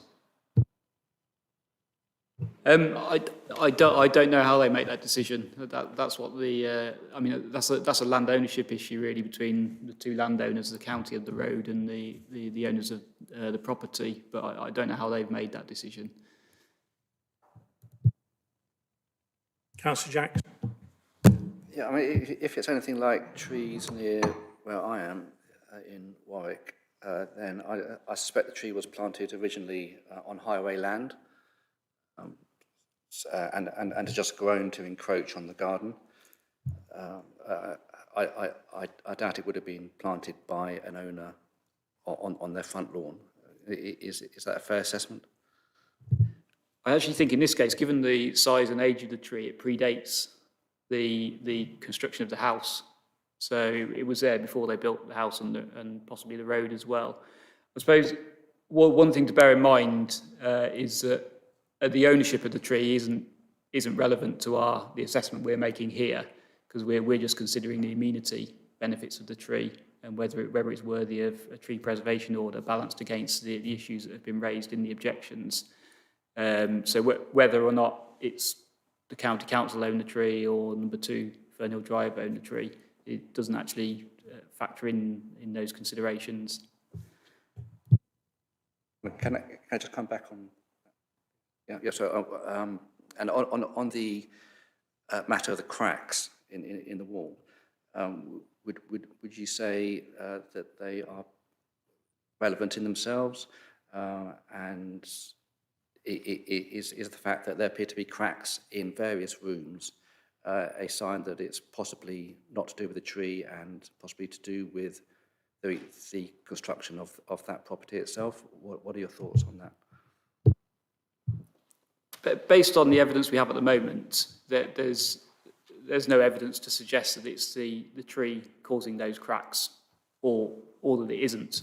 We just don't have the evidence. What we would need would be a structural engineer's report and an arboricultural report to make that assessment. Nothing like that's been submitted in evidence. In terms of I note the objector has asked for further time to be able to prepare those reports. The one thing to bear in mind is that even if the tree preservation order is confirmed and made, people can make applications to carry out any works to a tree, including removing it if necessary, if that's supported by the evidence. So that would still be an option that would be available to the property owner if they wish to pursue that in the future, even if the tree preservation order was confirmed. Thank you. Calling out legal support. Next. Thank you, Chair. There were a couple of issues I thought I'd probably best draw to your attention before you make your determination. Firstly, the point about ownership of the tree is completely irrelevant. It's not material to your consideration of whether to confirm the TPO or not. It's also worth considering the TPO has been made. If it's not confirmed within 6 months of being made, it falls away, so that tree will effectively lose protection. And any works can be carried out to that tree without any sort of control. So it's worth considering that as well in terms of the request to defer your determination. In terms of any damage to the property, the owner of the tree is entitled to make an application to the council for works to the tree or to fell the tree at any time after the order's been confirmed. So they can make the application, the council would have to determine whether to grant consent or not, and at that time it is open to them to provide an arboriculturalist report in support of their application to carry out works or to fell the tree. If that application is actually refused by the council, there is provision under the Town and Country Planning Act for them to submit a claim for compensation for any works that are carried out to the property which have been caused by the tree. So, say for example, if the property required underpinning and the owner had to carry out those works to ensure the property did not subside, then they would be entitled to make a claim against the council for the cost of those works. Councillor Ashford. Yeah, thank you, Chair. I was going to ask a question on the routes. Has there been any survey done on the routes, and if so, has it caused any damage to the house? But I think Max, you've sort of covered most of it there. So what you're saying basically then is that the applicant could apply to do work to the actual tree itself. Yeah, what would normally happen is if the house was damaged by the tree roots and it caused subsidence or something like that which required underpinning, they could submit an application for compensation which would need to be demonstrated, with a structural engineer's report showing that the damage had been caused by the tree, and obviously the council would be obliged to compensate the owner if demonstrated the tree has damaged the property. So there is a remedy there for the owner if the application to carry out works or to fell the tree is refused. Councillor Tangri. Thank you, Chair. I just want to know about who maintains these trees, who is the responsibility to maintain these trees actually? Is it district council or is it county council? It would be the owner of the tree. So if that's deemed to be number 2 Fernhill Drive, it would be the owner of that property. If it's deemed to be a highway tree, it would be Warwickshire County Council. Sorry, you said owner of the tree means the property over there. Yeah, that's what in this case it's the owner of that property, or sorry, it's the district council. Sorry, I didn't. Yeah, so it's not the district, unless the district council own the land, which they don't in this case, it wouldn't be the district council. But if it was a highway tree, it would be the county council, Warwickshire County Council, who would be responsible to maintain it. So it's the owner of the tree. I mean, we're not making a judgment about who owns the tree or not. That's not for us to judge. The county council say the tree is owned by number 2 Fernhill Drive. That's what they advise. But that's a matter between the owner of 2 Fernhill Drive and the county council. which is separate from the whole tree preservation order process. I'm just trying to understand that if like something is, I know trees are very important for amenity purposes and like we have this climate emergency, but this is going to be a problem like if somebody is like, as you said, owner of the tree. So if district council is maintaining or somebody, whoever is maintaining it, has a responsibility that it's not causing anybody property problem. Like it could be my house or your house or anybody's house if this is a case. Is there any kind of clear like policy or something that we can say that, yeah, this tree has putting this property at risk or any highways at risk? Or it could be highways tomorrow, like it could be a risk. So is there a kind of policy in this kind of situation? What do you normally do in this office? Yes, when it comes to the judgment about whether to make a tree preservation order or if there is a tree preservation order, whether to allow works to a tree on the basis of the risk that it causes to the matters you've identified, that would be, the assessment would be made based on the evidence that's available. So the owner of the tree would be expected to put forward evidence to demonstrate that it was causing a risk or harm, and that would be in the form of an arboricultural report normally. And once that's submitted, the council would assess that, and we would take our own expert arboricultural advice on that to see if it was justified.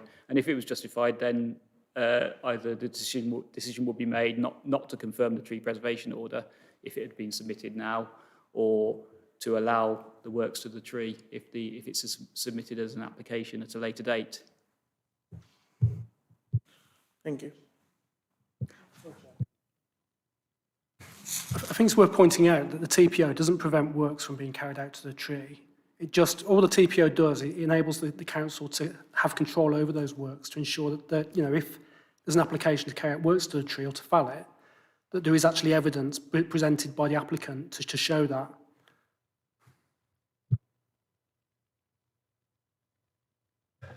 Councillor Tracy. Not sure what the sign was for, Chair. I mean, clearly this tree's not going anywhere. I think even in the report it states it's good for at least 100 years. You got there slightly before I did, or before I asked the question. My understanding is exactly as pointed out, that the TPO in itself doesn't prevent any works from being done. It just requires an application to be put in by the owner. If we accept that that's 2 Fernhill Drive in this case, before any remedial works or removal takes place. The owner has requested, I guess, a stay of execution, if you like, or reverse of a stay of execution, to allow him to get the report that we've mentioned. Just as a little bit of reassurance for their investment, and also to help us make a decision as to which is the best way to go with that. Subject to that report, let's say, you know, sort of supporting the damage being caused by the tree. Are you able to give us an indication of how likely an application is to be accepted or declined for removal or remedial works? It all depends on the evidence. So it would depend on what the report stated and what the evidence was in relation to that. So because we don't have that evidence at the moment, we can't really give an indication of the likelihood one way or the other. I mean, certainly if the evidence from the expert's report indicated that it was necessary, the council would approve it. That would be a certainty. That's kind of the answer to my question. Yeah. Thank you. Councillor Dixon. Thank you, Chair. Yeah, these TPOs are slightly unusual.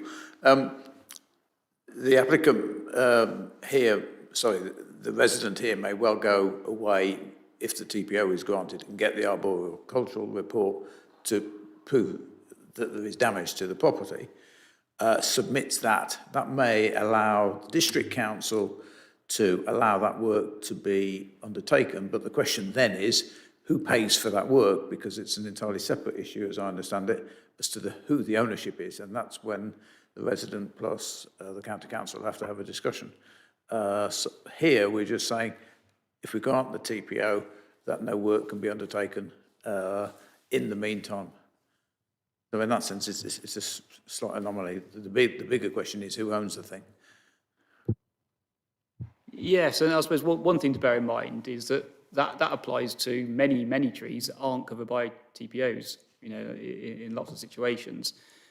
Another thing to bear in mind as well is that the expert's report, if it's carried out, might say there's an issue, but the remedy might not be removing the whole tree. The remedy might be something less than that. It might be certain pruning works to the tree. So it's not necessarily as straightforward as that. So that's why another reason why it's necessary to have the control of the tree preservation order in order to provide that protection and then for that assessment to be made. Councillor Jack. Yeah, I just think in this case that there's an argument to be made that possibly an expert's opinion would be worthwhile in itself, if only to give the owner a sense of whether the tree is causing any kind of structural impact. On the basis that a TPO in itself doesn't preclude any remedial work, I would propose we go along with officers' recommendations. And Councillor Wright.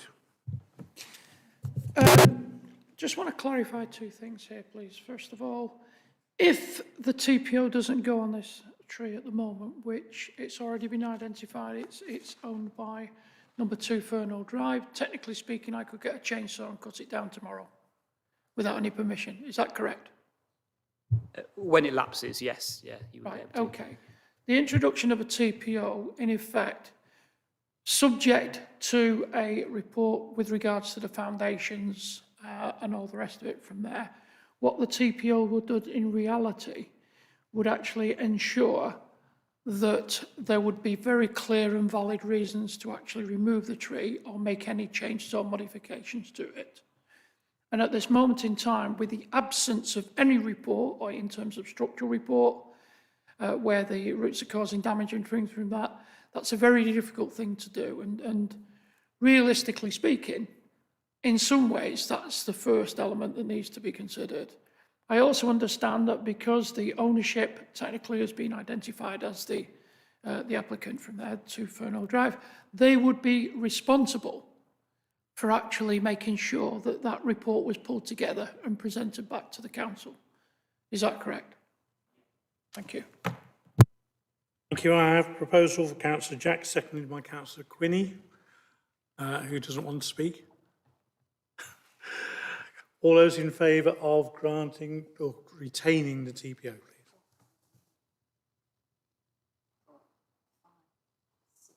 Anyone against? 1.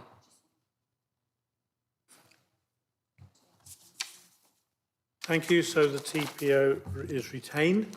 Where we go a bit peculiar now is that I have to withdraw for 2 items on the agenda. The thoughts are that there would be an adjournment for those who didn't rush out and take an unofficial adjournment, because now is about the normal time we take it. But before I leave, you have to appoint a chair for 2 items. Councillor Jack. I'd like to propose Councillor Tracy to take the position of chair for those items. Seconded by Councillor Wright. All those in favour? Thank you. I'll go. Thank you, Councillor Jakes.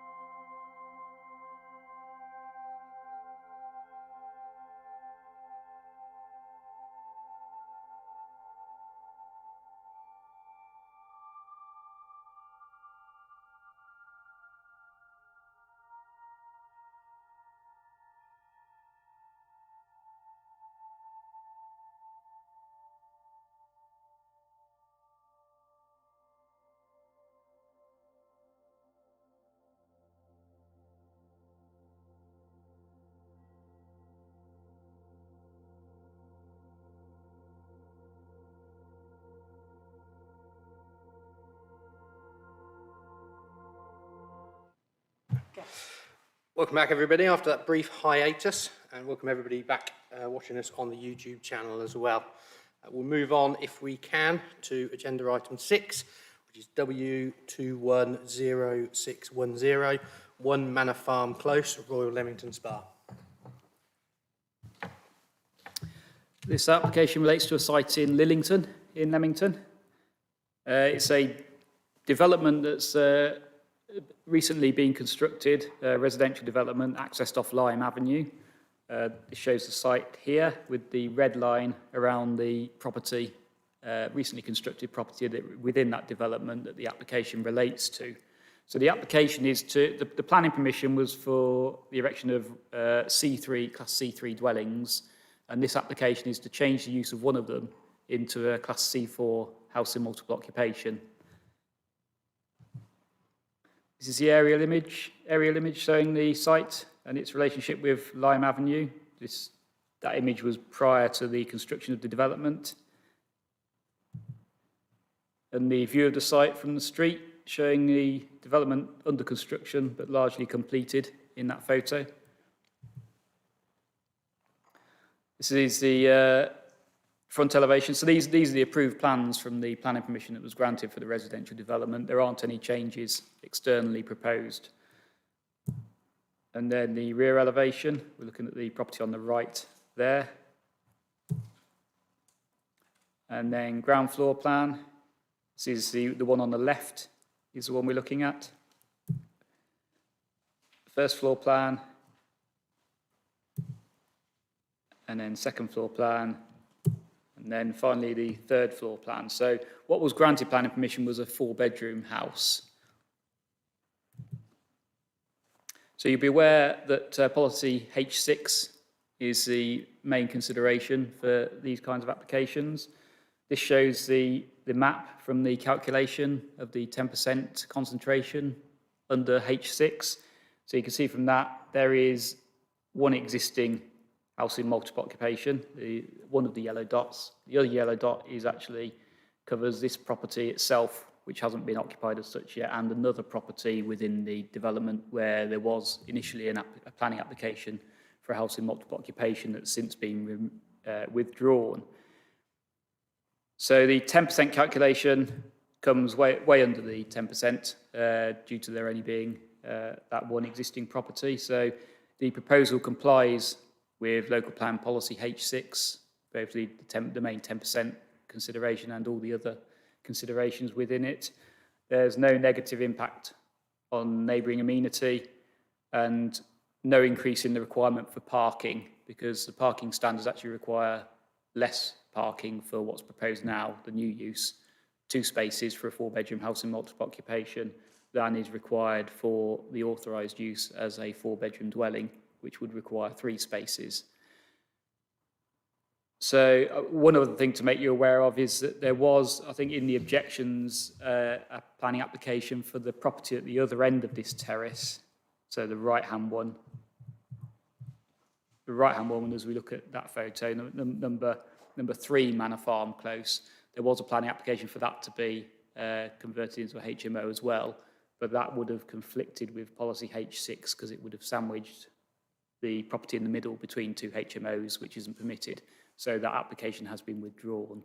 So as we're looking at it now, what's proposed now would comply with H6 in its entirety. So the recommendation is that planning permission is granted.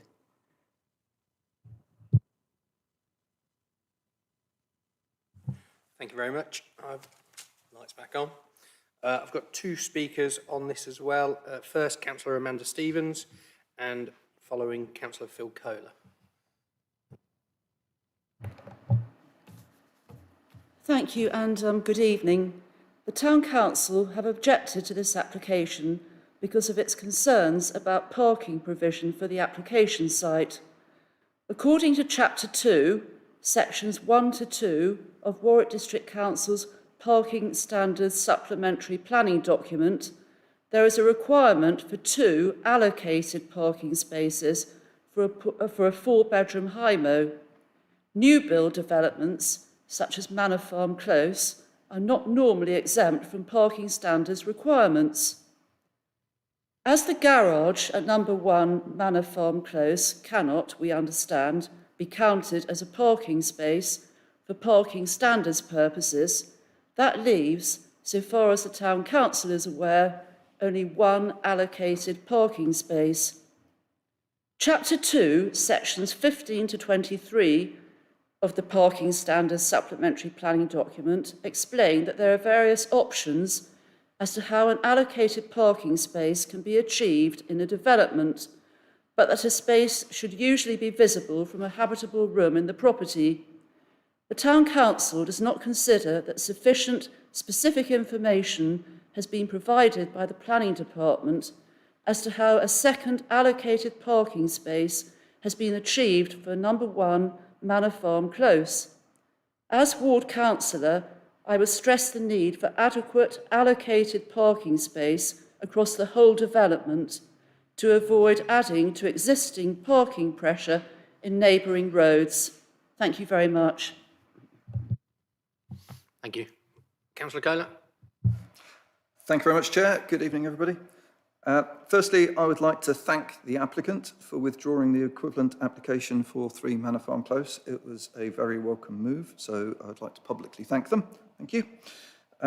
So for those that aren't aware, Manor Farm Close is a development of 3 4-bed townhouses and 2 blocks, each containing 3 2-bed apartments. So that application, W16-1680, was approved by the Planning Committee in April 2017, before the current local plan came into force. So it was under the old set of rules. The work on site, as mentioned, is still ongoing at this time. And as far as a quick search on Rightmove can show, none of the properties have yet even been advertised for sale or rent. Obviously, other property websites are available. 1 Manor Farm Close is one of the 4-bed townhouses, and this application is to change its use to a 4-bed high moat. The key issue for us, and the reason it has come to committee this evening, is parking. The original application for the Manor Farm Close site included a total of 15 parking spaces, which did not include the garages of the 3 townhouses. This allocation was calculated using the parking standards of the day, which were WDC Parking Standards 2007. Section 3.2 of that document is quite clear, and it specifies that 4-bed houses and 4-bed HMOs were both required to have 2 parking spaces, excluding garages. So the requirement for parking has not gone down. It is the same, but it does not include garages. Therefore, 2 of the site's 15 spaces were required for 1 Manor Farm Close. As an aside, if that application were brought forward under the current parking standards, rather than those 15 spaces, the site would be required to have 21 spaces, an increase of 40%, which perhaps indicates that parking will be a significant ongoing issue for the future residents of the Close.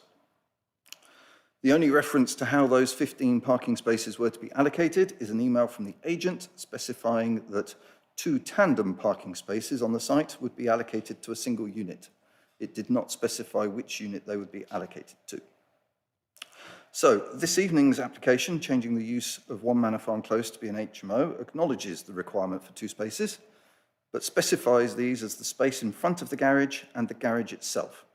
This goes against both the 2007 parking standards and the current parking standards, which both specifically exclude garages from being included in the parking allocation.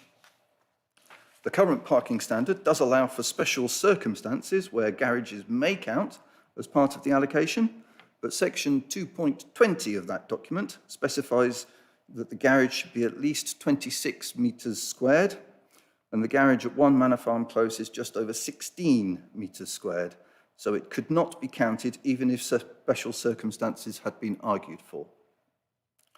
The parking standards document makes it very clear that garages are excluded from parking allocations because they are not very often used for parking cars.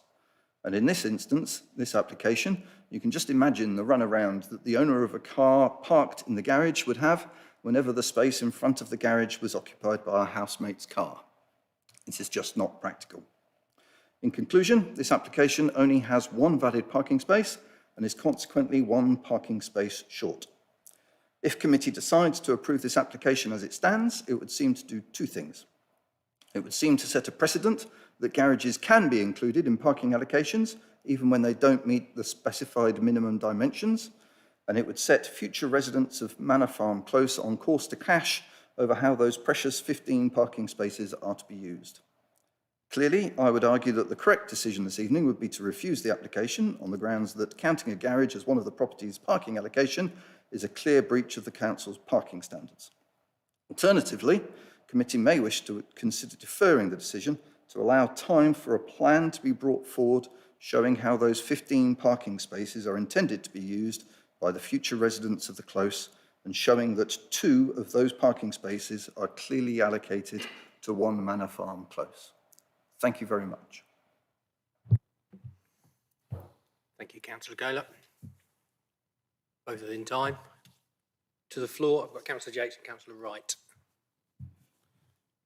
Thank you, Chair. So, I mean, do we have a visual of what the parking arrangements would look like?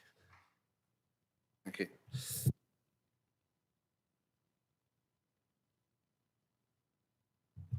Right, so the parking spaces wouldn't be allocated to an individual property. They're essentially shared across all the houses. Is that right? That's correct, apart from the ones in front of the townhouses. So I think each townhouse has a driveway in front of its garage. So those are specifically for the townhouses, but the remainder of the parking is unallocated. Right, okay, so there's possibly the argument that there's flexibility in the parking arrangement there that could meet a kind of ongoing parking need. Yeah.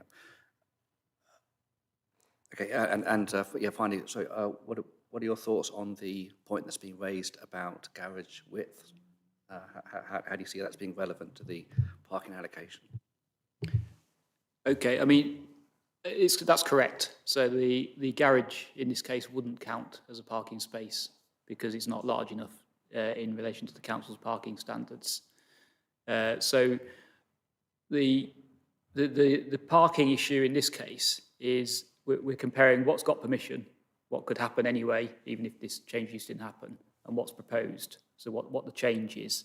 So at the moment, there's a development of residential properties with unallocated parking that is shared across the development, and that will remain the case after the proposed change of use.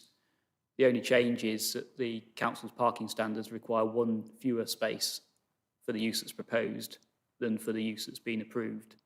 So in parking terms, that means in terms of refusing permission on parking grounds, we wouldn't be able to because we'd have to cite conflict with the council's parking standards, and because according to the parking standards, the parking situation is improving, there wouldn't be any grounds for doing so.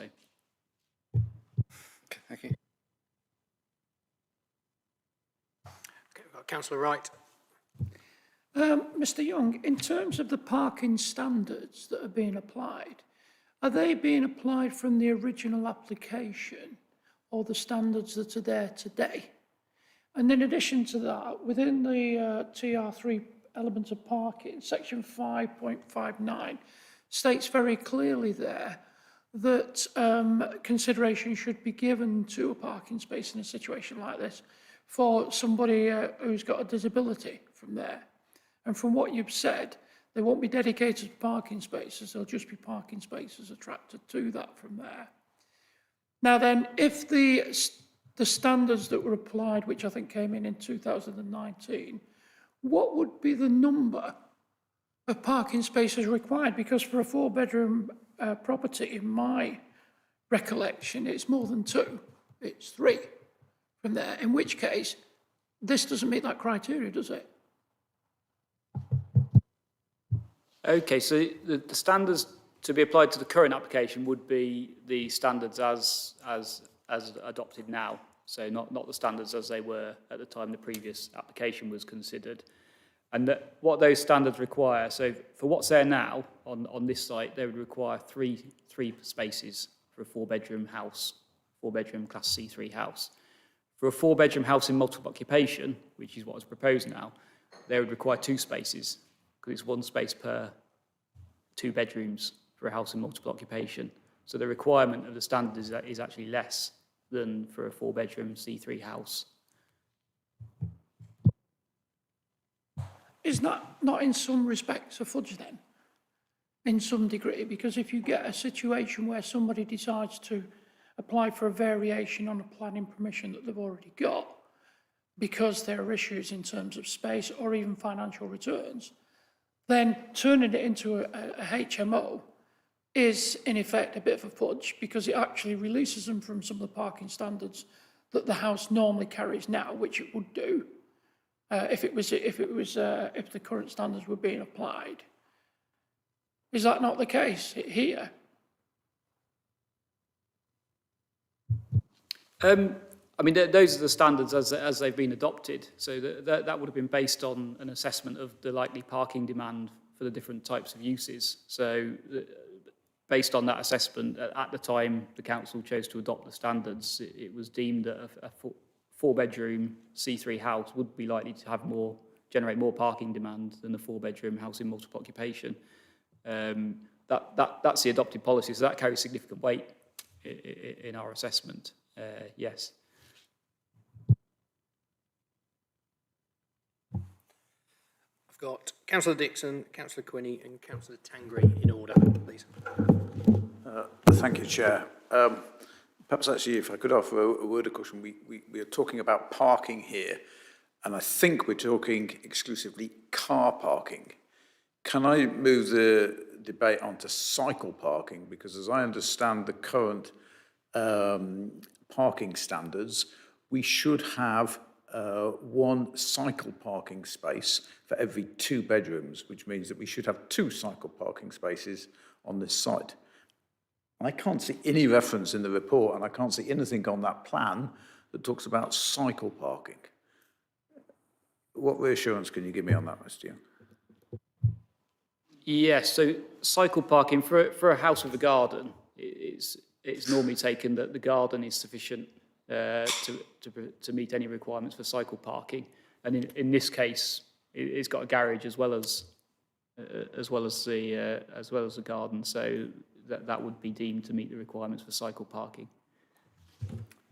Can I refer you to table 1 then in the parking standards, which, unless I'm missing something in the detail of the text, doesn't say anything where it says 1 cycle space for every 2 bedrooms, but if you've got a garage and a garden, that's okay. It says 1 cycle parking space for every 2 bedrooms. End of.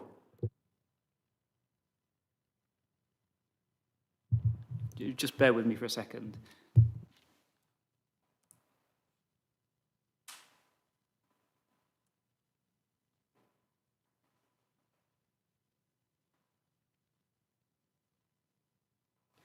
It does refer to cycle parking in gardens. In paragraph 2.13, it refers to cycle parking in a shed, garage, stroke back garden that might be required.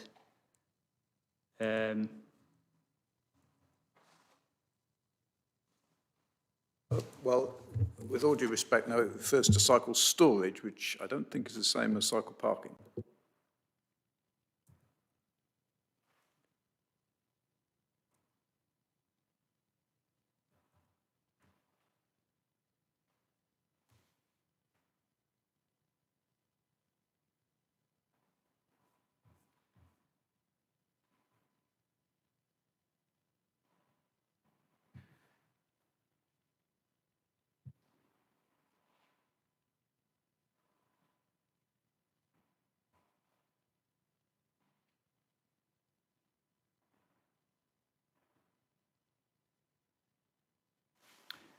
Yeah, I can't find exactly where it says it, but yeah, the common approach would be that cycle parking for residential developments other than shared. So normally where cycle parking is shared, so for a block of flats that doesn't have its own garden, the cycle parking would normally need to be in a designated shared area or shed. But for properties that have their own garden, the garden is deemed to be sufficient because it's suitably secure and private to be able to store cycles. if it helps, I mean, just personally speaking, I store and park my bike anywhere where it's safe. And in the absence of the dictionary you used earlier, Councillor Dixon, we are slightly getting into semantics. If there's nothing else, I've got Councillor Quinney. Yes, thanks. Can I just clarify, on the old parking standards, these 7 properties required 15? Is it 7 properties? I think it is, in this whole complex required, no, was it 15 or 17? I can't remember, 15 or 17 spaces. 15, isn't it? In other words, that was the plan that was approved under the old standards. Yes. I don't know whether that complied with the standards or not numerically. Oh, well, anyway, it was approved. Yeah, but that's what was it approved. doesn't sound as if it did, actually, but never mind. The point I'm trying to make is that that's our starting point from a planning point of view. And the fact that now they probably require 21, or they would require 21, is irrelevant, really. And, I mean, this is an uncharacteristic position for me to adopt, but as I see it, apart from the anomaly of them trying to get the garage included in it, which is clearly unacceptable and somehow we need to condition that out, I would suggest, if we can. All this application does is take the pressure off the shared parking, effectively. If we're right in our standard that a 4-bedroom HMO only requires 2 parking spaces, not 3, then this application, so long as the principle of shared parking and not specifically allocated parking is being maintained, and I don't know how we control that, all this does is somewhat remove the parking pressure in what is probably an inadequately parked area. But we're stuck with it. I mean, there's nothing we can do about what we've approved 5, 6, 7 years ago and what the standards were then. So I can't see, apart from the garage issue, I can't really see many planning grounds for refusing this one. Far be it from me to approve an HMO, but there we go. Miracles do happen. So I don't know whether anyone else agrees with that, but I can't really see any planning grounds for saying no to this one. I can see worries about parking. I can see, concern about how much parking there is because they don't meet current standards, but we can't do anything about that.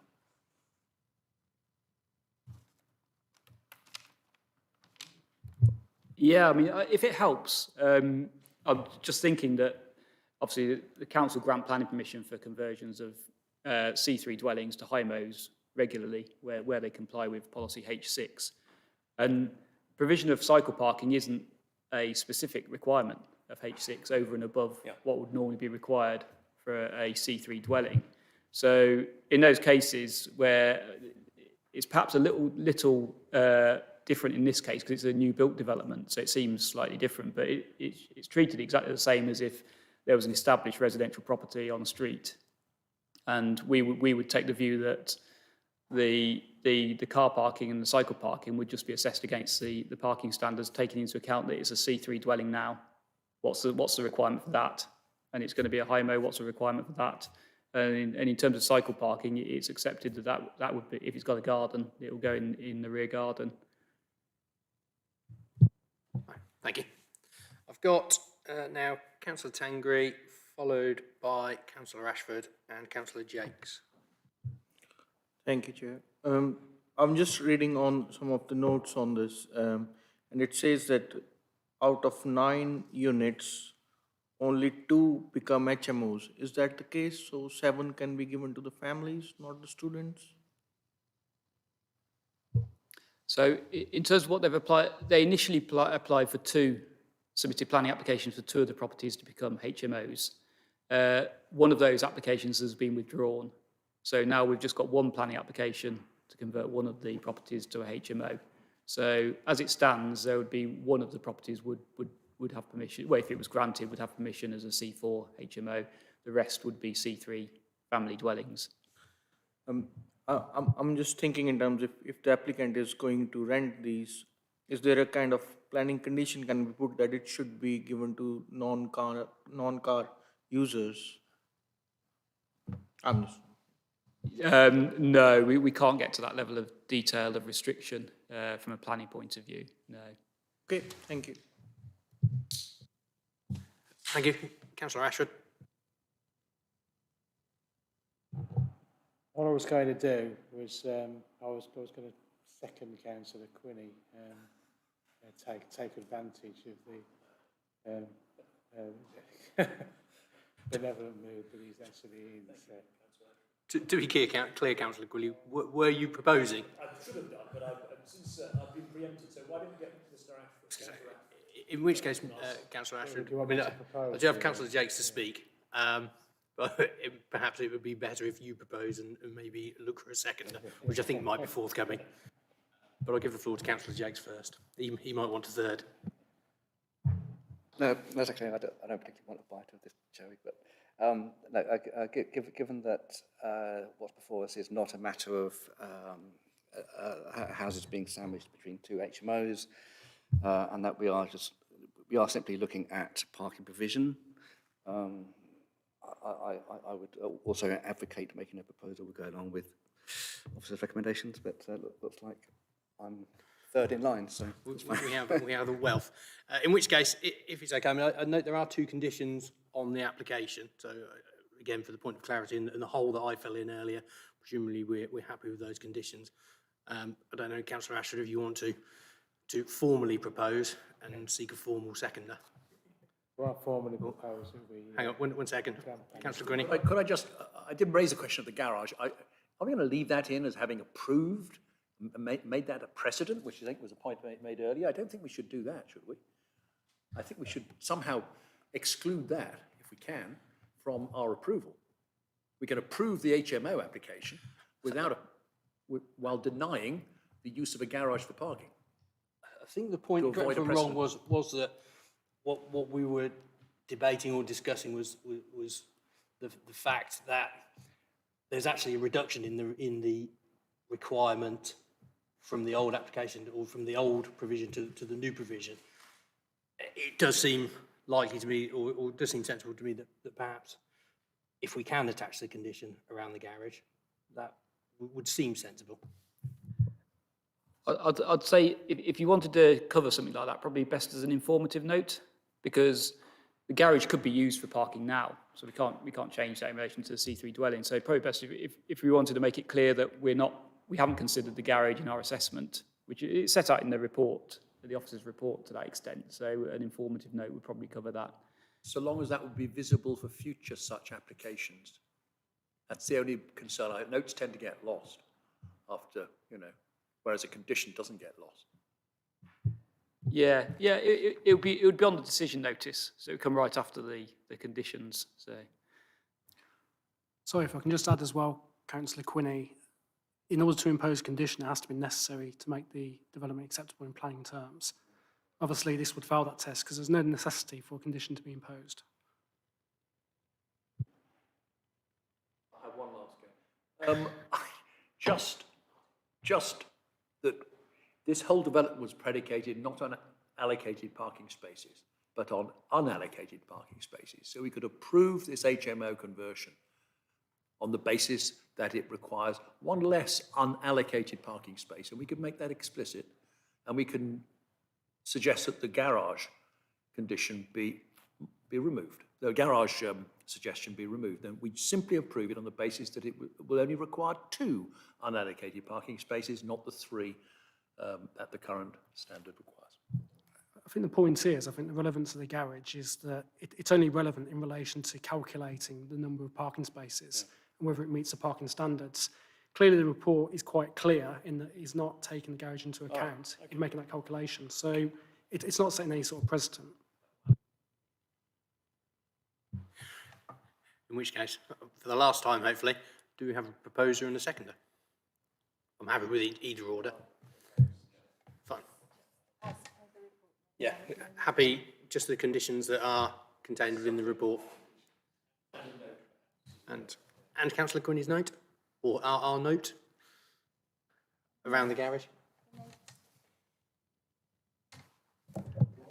Can I just clarify this notice just to say that the garage is not to be used for car parking?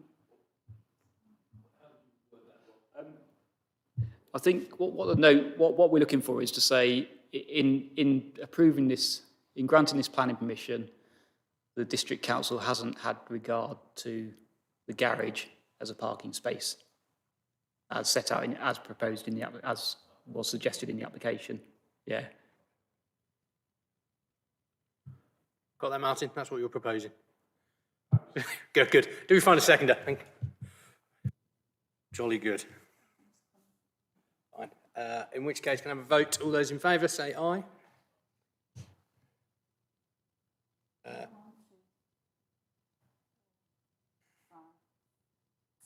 Same. Any against? For the purposes of the count, any abstains? Abstains. I don't think there's maths for. Thank you. In which case, do we give our speakers time to vacate? Okay. Thank you, speakers.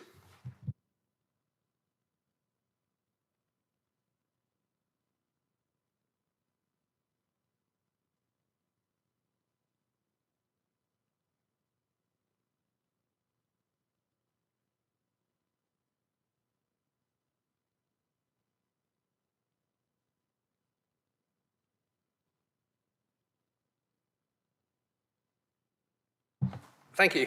And we move on to agenda item 9, which is W211034 LB 22. Okay, this is a relatively small-scale application. It's on the agenda for Planning Committee tonight because the applicant is a district councillor. So this is a site, it's 22 Augusta Place. It's a Grade 2 listed building situated within the Leamington Conservation Area. The application is for listed building consent and it's for repairs to the front porch. So that shows the site in relation to its surroundings towards the edge of the commercial part of Leamington Town Centre. And that's the view of the porch from Augusta Place. And then a closer up view of the porch. And then a view of the porch roof where a lot of the repairs relate to. And then elevations and then finally plans of the porch. So summary of the main points. The principle of development is acceptable as it largely constitutes like-for-like repair with negligible impact on the external appearance of the listed building. The specification has been negotiated with the Conservation Officer so that it uses traditional materials and finishes for the works, and there's no material harm to the significance of the listed building. So the recommendation is that listed building consent is granted.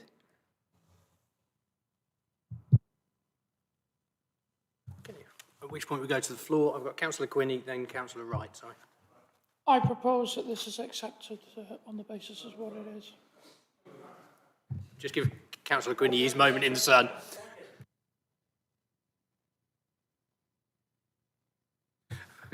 Okay, here's a leap of faith. Does that find a seconder? Councillor Ashford, sold. Well done. It was Martin Ashford as well. And just to be clear, there are two conditions we're proposing accepted as laid out. We did, yeah. You know, it was a little bit complicated. In which case, show of hands for. And for the purposes of the tape, those against. And any abstains. Fine. My job here is done. Unless you prefer me to the old guy. I don't mean old guy, I mean...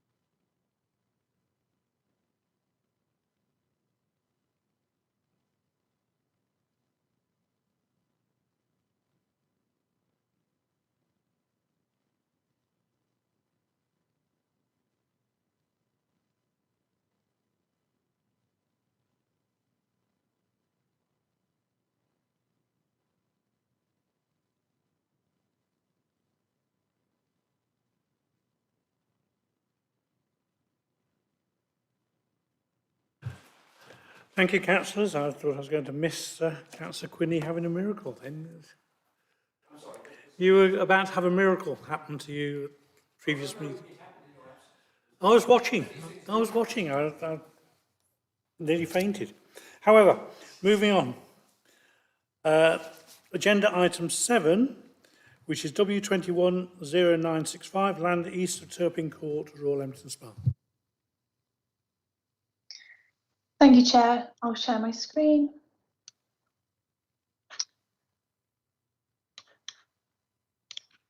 So this is for an application at land east of Turpin Court in Leamington Spa. Councillors will recall that they resolved to grant planning permission for residential development of 6 dwellings at this site in June last year.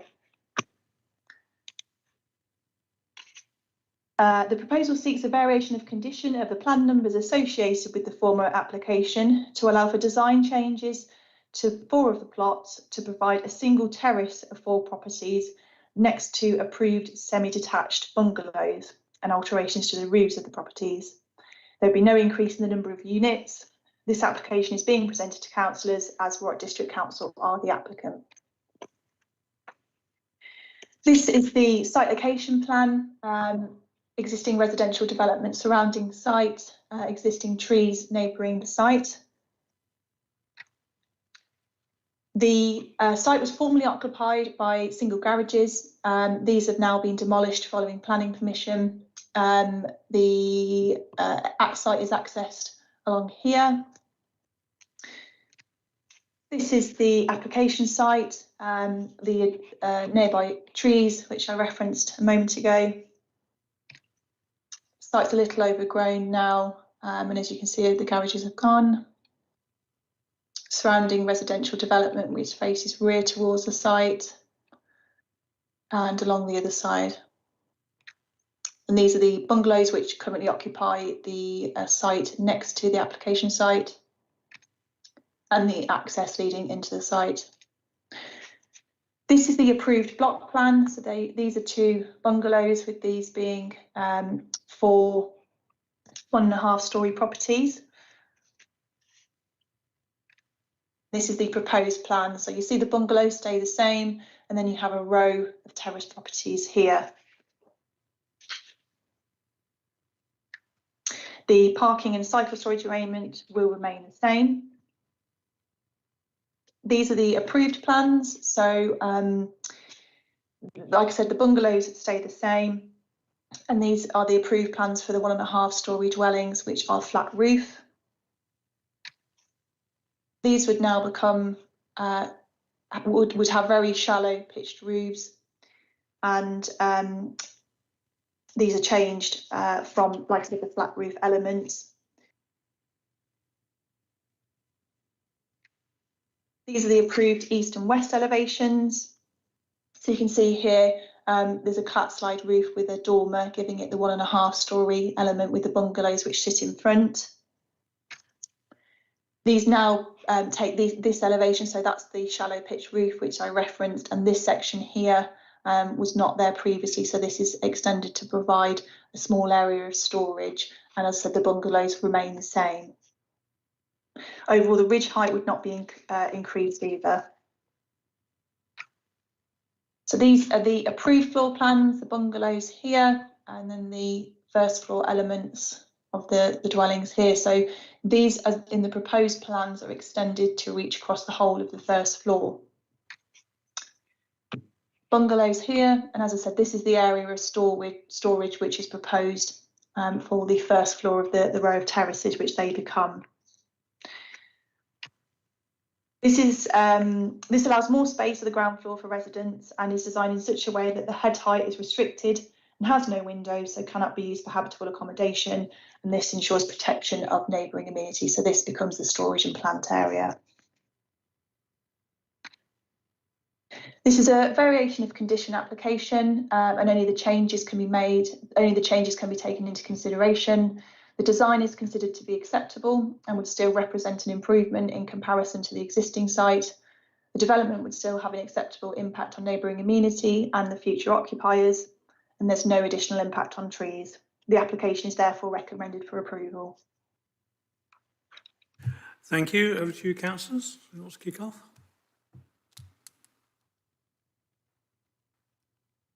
We can stay all night. Councillor Quinney. Just a quick question. You mentioned that the change in design is particularly focused on improving storage.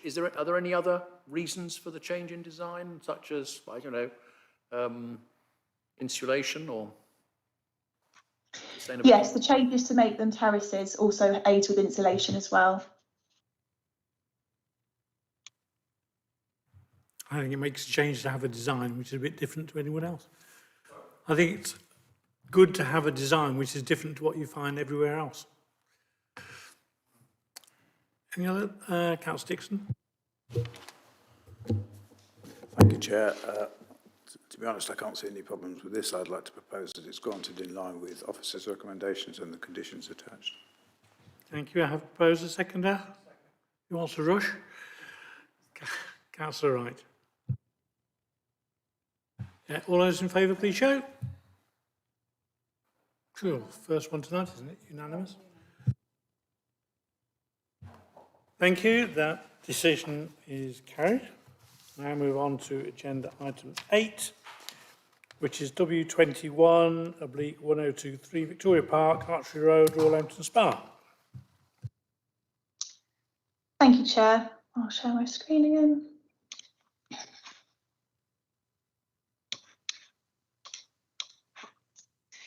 The application is for a new 5.8 metre tree house within an existing playground area located within Victoria Park, Leamington Spa. The application is being presented to members because Warwick District Council is the applicant. The site is positioned in an existing children's play area within an area of public open space in a registered park and garden and conservation area. This is the application site just here.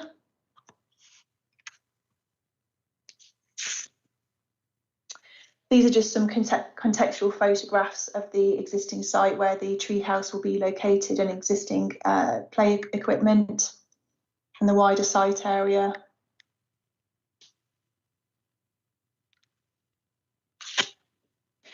There are plans to replace all of the equipment within the children's play area. However, owing to its height, only the proposed treehouse requires planning permission, and it's outlined in red here for that reason.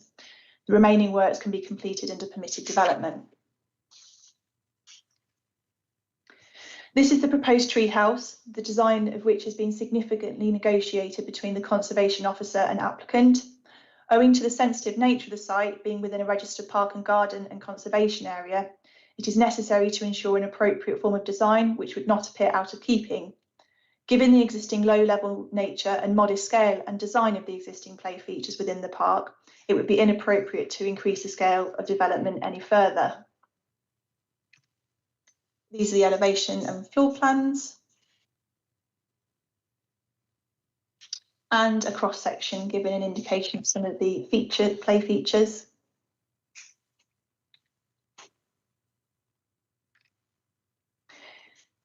Visualisations from key vantage points across the site were requested by the Conservation Officer. This is vantage point 1, looking across the park, and there's the treehouse just there.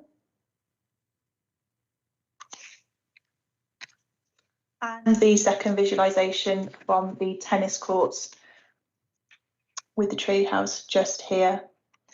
Historic England, the Conservation Officer and Gardens Trust have no objection to the proposal. The principle of development is acceptable as an enhancement to existing children's play facilities. The design has been negotiated with the Conservation Officer to provide an appropriate form of development for this sensitive historic location. There's no material harm to neighbouring amenity, ecology, items of archaeological importance or trees. There's no increased risk of flooding. On this basis, the application is recommended for approval. Thank you. They say beauty is in the eye of the beholder, so some of you will like it, some of you probably won't. Councillor Jacks. Yeah, so just a question on the kind of flooring around the structure. What is the policy now in terms of the material? Is it bark or the reprocessed rubber. Is there a kind of approach on that? There's no proposals around in terms of the actual flooring for the treehouse, so it's just the treehouse itself which the planning permission is sought. Okay, and So just the structure itself. So that is effectively saying that the part of it which is on the floor, on the ground, doesn't need planning permission, but the structure upwards does. Curious. Any more councillors? Councillor Dixon. Yes, this may not be a planning issue, so before anybody jumps on me, can Mr. Bramsky just confirm that this work will be completed before July 22 and the Commonwealth Games, bearing in mind who will be? That is my understanding, yes, although, as you said, it's not a material consideration, but that is my understanding. Councillor Jack. Just like to propose we go along with the set of recommendations and grant. Do I have a second, Councillor? Speak, Councillor Quinney.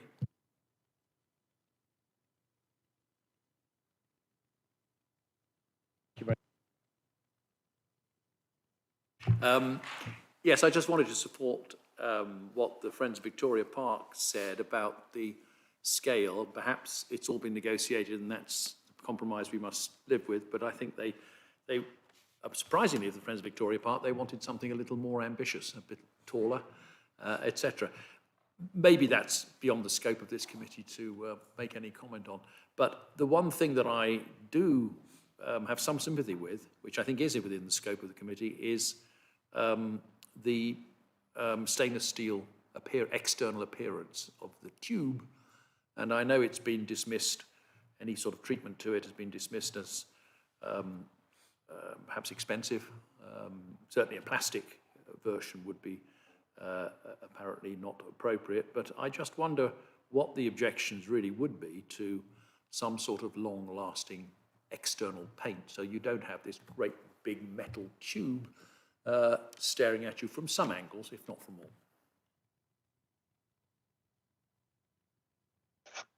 As I've stated within the report, I think there's certainly maintenance issues with paint. I think that's something that's likely to wear off, and it could end up looking more unsightly in the long run, really. There'd be no requirement for the council as the applicant to ensure maintenance of it, although obviously, I'm sure they would want to keep their play areas looking consistently nice, but like I said, I do think that could end up being a more harmful solution, and that is what is proposed at the moment. And as I've said, the slide itself is facing away from the key viewpoints within the registered park and garden. So on balance, and given the enhancements to the play facilities, I think that it's reasonable to conclude that the development should go ahead.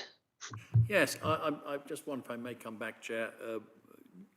I just wonder whether we did any benchmarking against similar developments in any other authorities to see if they found a solution to that particular issue. And my mind immediately comes to marine paint and things like that. I mean, paints, good quality specialised paints last a very long time. No, there hasn't been any benchmarking, but that's because of the conclusion that we find the development acceptable as proposed. Yeah, I think I'd say when my children were younger, we used to go to various parks and they used to have stainless steel tubes coming down trees. They did have a tree, which is the missing point on this. And actually, they didn't look too bad, and they were significantly bigger than this. I think the worry about paint is getting it to stick and to stay stuck, particularly on stainless. But they don't look as bad as you think. So I had a proposal, I think, a seconder. Martin Ashford. You want to say anything, Martin? Yeah. Okay, all those in favour of the recommendation of a tree house?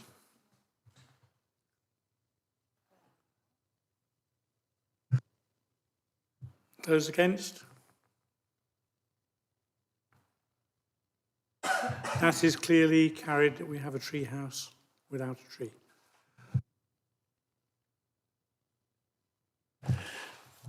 Thank you, Councillor. I think that brings us to the end of the meeting on a suitable point, and I'll look forward to seeing you all tomorrow. part 2.